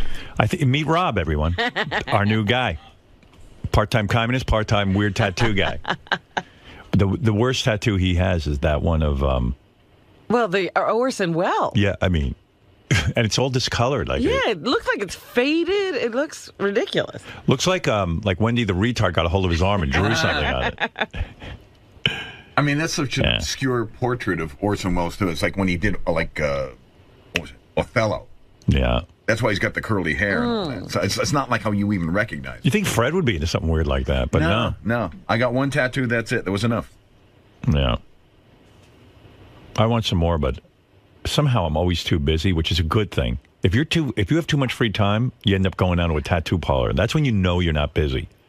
That's when you know you have too much free time, when you actually schedule. And then when you're getting tattoos and then erasing the tattoos. Oh, my God. I mean, Richie Wilson, we should double his hours here. He's way too fucking got too much free time with those tattoos. Rob. Yes.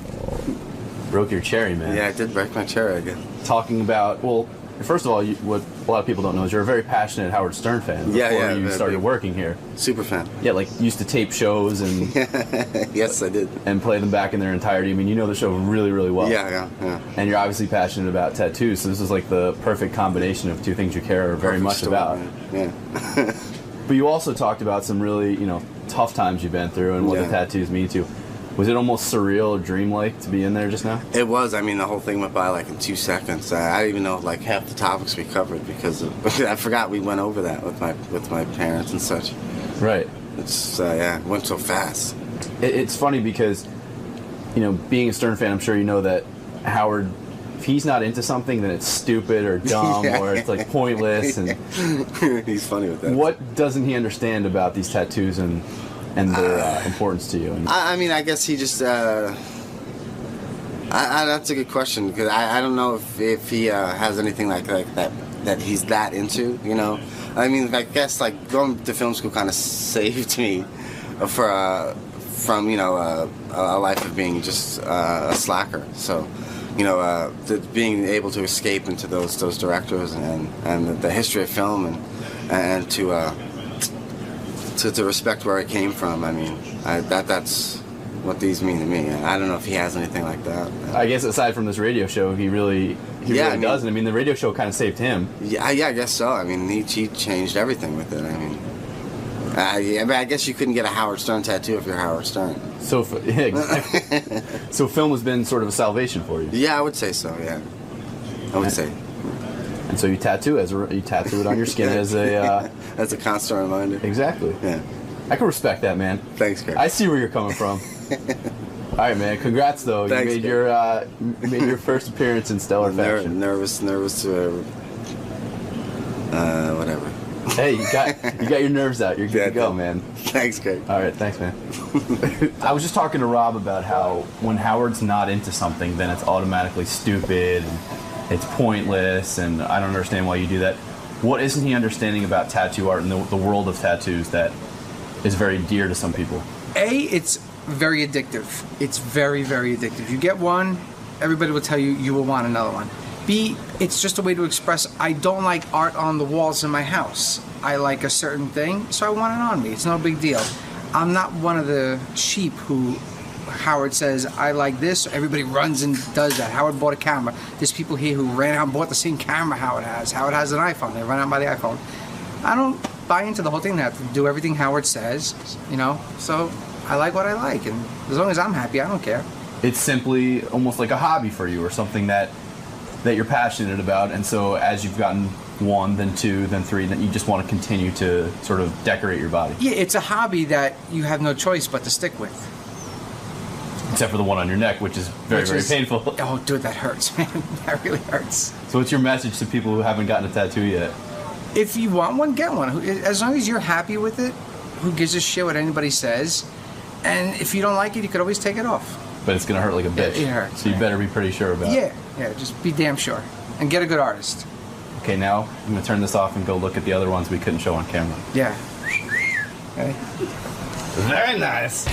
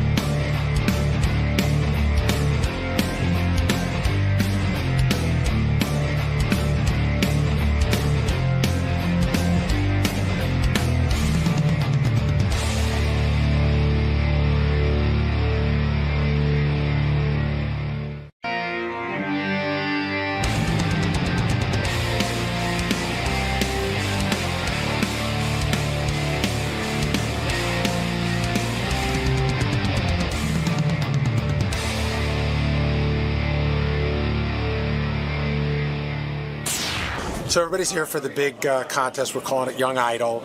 And I have an entrant, Benji has an entrant, Howard has an entrant, and we're going to let the audience vote. So this is a really unique thing for the show. We've never done anything like this. Yeah, because it's really legitimate. Everybody here is talented and can perform. It's really not a shticky, funny thing. It's more sort of a like, hey, we're going to find the next new talent thing. A true search for a young musician. Yeah, we're looking for the next Justin Bieber, except talented. A whole bunch of stuff going on. I see what time it is. It's 8 o'clock. Are those kids here yet? It's time for, what are we calling it? Kid Idol. Well, here's how it happened, really, more or less. I just saw this kid on the internet. My kid, who I believe is the next big superstar. I saw him on the internet. I go, wow, this kid is a really good guitar player. I should have him in. And Benji goes, yeah, well, I got a kid who's better than him. I said, you haven't even seen my kid. And Benji goes, no, this kid is like my dermatologist's son, and he's fantastic. And I bet you Benji's at the dermatologist a lot because he's got blotchy skin.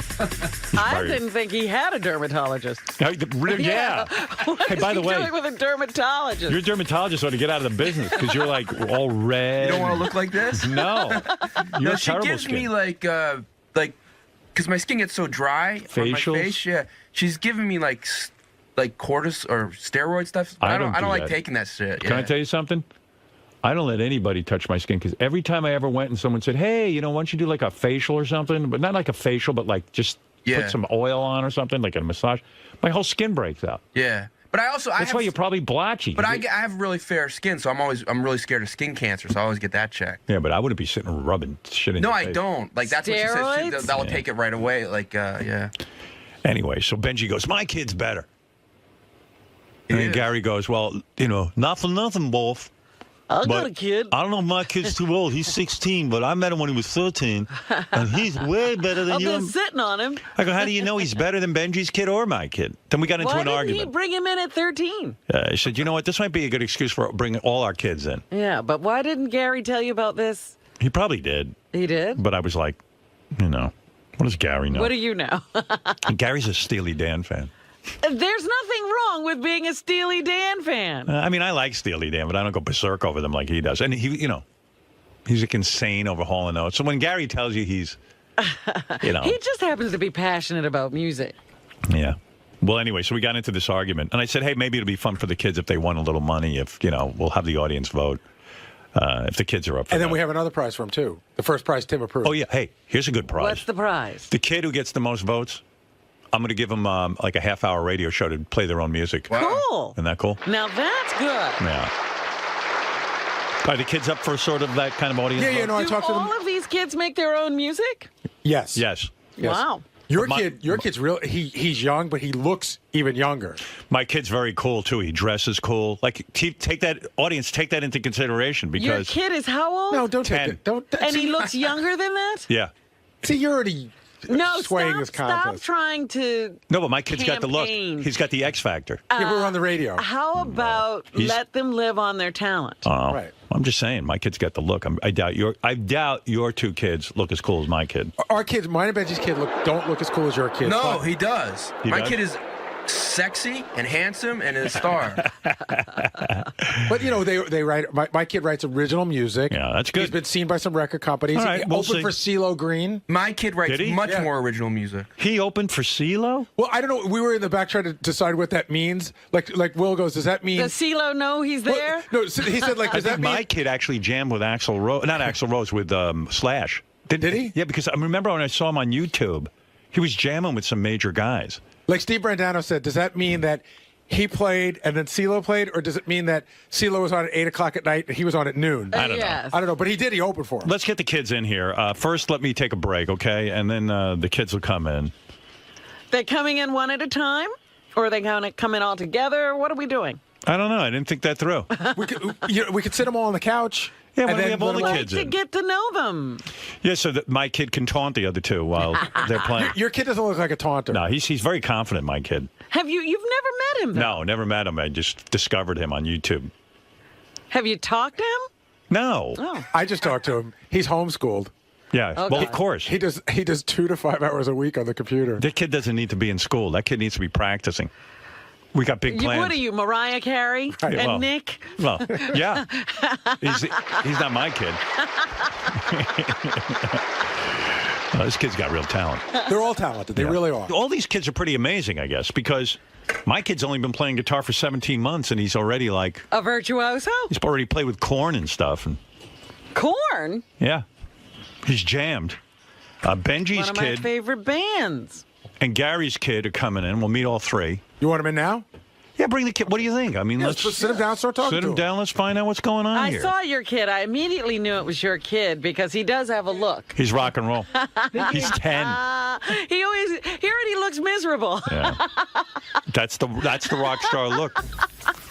We tweeted out a picture of the kids. It's at Stern Show, all three kids. There he is. Here's some talented kids. Look at this. It's awesome. That's my kid right there. Of course. I'm backing this kid. I'm backing all you kids. Don't worry about it. We're all good kids. You know, when I was your ages, I had no talent. But you had a look. I had a look, though.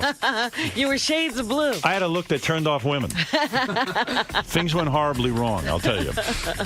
We got Michael, we got Nick, and Brett. Now, Michael, you're Benji's kid, right? Yep. Yeah, Benji discovered you. Yeah. I discovered Nick. I found you on the internet, my man. Did you know that? Yeah. Yeah, I checked out your YouTube. Awesome. Thank you. And Brett, How many hits you get on that YouTube? Is YouTube good for you? you got a lot of hits? Yeah. What'd you get? How many hits? Some videos, maybe each month, 2,000. Yeah, that's all me. I'm telling You're back again and again? I was a fan. Now, Michael, I don't know your work, but Benji swears you're some sort of genius. He has a website. I certainly hope so. He has what, a website? He has a website. All right, I'll get to all the that. website and the Facebook, yeah. And Brett, Gary says you're some sort of genius, too. And he's known you for 3 years. Yeah. Now, Brett, you're 16. You just started in the music business, what, like 2 years ago? Something like that, yeah. You mean you were just sitting around and you had no music ability, and then all of a sudden you had musical ability? Yeah, I mean, my mom pretty much forced me to try out for the national anthem for my middle school when I was in middle school. And from there, I kind of I loved singing and writing. Is that right? Yeah. And Nick, you play guitar only, right? Do you sing yet? Oh, yeah, I'm starting. You're starting to sing because you're still young. Wait a minute. You mean we're just going to hear an instrumental? Yeah, he's going to do a guitar thing. I see. Okay. And Michael, you've been how long you been at this game? I've been playing piano for 9 years now. I started writing when I was 9 years old. I played piano. Then a few years ago, I started guitar. Are all you guys planning on a career in music? Yeah. You are? Like, what if it doesn't work out? Are we going to have anything to fall back on? Or are you guys just going to, become like guys on Skid Row or something? Well, I mean, there are other ways to be in music besides being the upfront person. That's true. But you guys won't kill yourselves or anything if you don't make it in music, will you? No. Promises. All right, good. What about, they could also be writers, producers, you could have other people sing your songs or perform. My kid doesn't want to be any writer, producer. He wants to be out in front on the stage, right? Right? Didn't you play with Korn or something? Oh, yeah, at the 48-Hour Fest. 48-Hour Fest. Look at you, 10 years old. How does that happen? How does that happen? How does that happen? How'd you get to play with Korn? Well, it wasn't on stage. It was actually backstage in the booth. I see. And so when you started 17 months ago, you'd never played an instrument before? No. Nothing. And you just picked up the guitar? Yeah. At 8 years old? No. A year ago. A year ago. And you could just play? Yeah. You don't have a teacher or anything? No. You don't need a teacher. My kid doesn't even need a teacher. It just makes sense to you, huh, this guitar? You mean like you looked at the guitar and you figured it all out? That's awesome. You're wearing makeup, aren't you? Yeah. Of course, that's his look. He's a rocker. That's cool. Okay, I'm just checking. That's you got a look. Well, you kids kind of have a look. Why did you start wearing makeup, Nick? When? Why? Stage performances. Really? You just want your eyes to What band do you up? think goes on stage and doesn't wear makeup? The 10-year-old kind. No, they all do. This kid's in it to win it. Hey, can I get some lipstick for my kid? Yeah, quickly. Boys, go back and put some makeup on. Now, Michael, you're going to perform something for us first. Yeah. You're Benji's kid, so to speak. Benji discovered you through your dad, who's a dermatologist. My mom. Your mom. My mom's a dermatologist. You got to tell your mom, Benji's skin is a hopeless case. Don't tell people Benji's her client. Yeah. Benji is not a good representative of your mom's work. Okay? How did, what kind of music would you say? How would you describe your music? My music is more of the alternative genre, indie genre, I'd say. Yeah. Did you write the song you're going to do? Yeah, it's called Wreck Like Me. It's on this album right here, which I have for you, actually. Oh, very good. All right, go over there and perform something for us. And the audience at home should listen, because maybe we'll do it like American Idol. We'll have a vote. Yeah. All these kids are very, very talented. Boys, don't get nervous. They're more talented than us. You'll get your chance. Can I just say that my mom loves you? She does? Yes. How old's your mom? She is, I don't think she wants me to say her age, but somewhere around the 20 to 50 range. Can't you just accept that you're loved? Is she hot? Would I like her? I don't think I can answer that. But yeah, I know. I think you'd like her. My mom's super hot. She's a real tease. Trust me. All right, now, Michael, let me get you set up here. Make sure you're on. Is he on okay? Am I? Yeah, I'm here. All right. All right, so this is a song you wrote. Yeah, it's called Wreck Like Me. How old are you? I'm 14. 14, that's awesome. I had a band when I was 14, but they sucked. We were really bad. He's a solo act as a result. Now, do you get a lot of hits on YouTube, or you got a video up there? I have one video. It's not mine. I haven't started a YouTube channel yet. I will in the future, but I do have a Facebook and a website, michaeleliron.com. Then you can reach my Facebook, Michael Eliron, Eliran. And Benji, you've heard this kid, huh? He's good, huh? I heard it, and I was like, this is a really good song. I liked it. And then, all right. Yeah. Thanks, yeah. All right, go ahead. We're going to be like Ellen DeGeneres and sign all you kids and make a fortune off of you. Hardly pay anything. Go ahead. Let me That's right. hear Give you a really bad contract. Yeah, we're gonna sign you kids to really bad contracts. Yes. And it's going to be awesome. I'm all for it. Robin and I are going to make a ton of dough off you kids. All right, go ahead. Let me hear what you got here, Michael. All right. This is Benji's Kid, and if you're voting at home, it's Benji's Kid, Michael. All right, go ahead.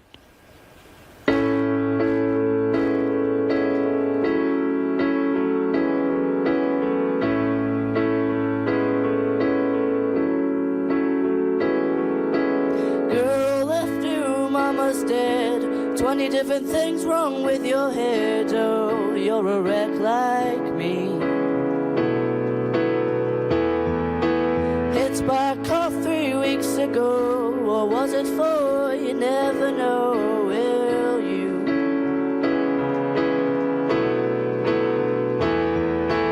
Taste of the life that you'd be living, but the world is unforgiving, and you fell head in to this horrible mess that God had made you. Now if only He could save you from the hell you're in.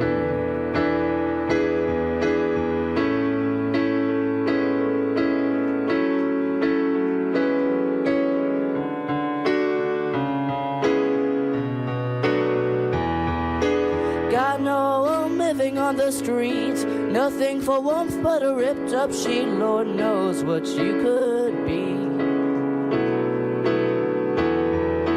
Got the flu, but you wear it off. Compared to the rest, it's just a cough, or is it? Taste of the life that you'd be living, but the world is unforgiving, and you fell head in to this horrible mess that God had made you. Now if only He could save you from the hell you're in, from the hell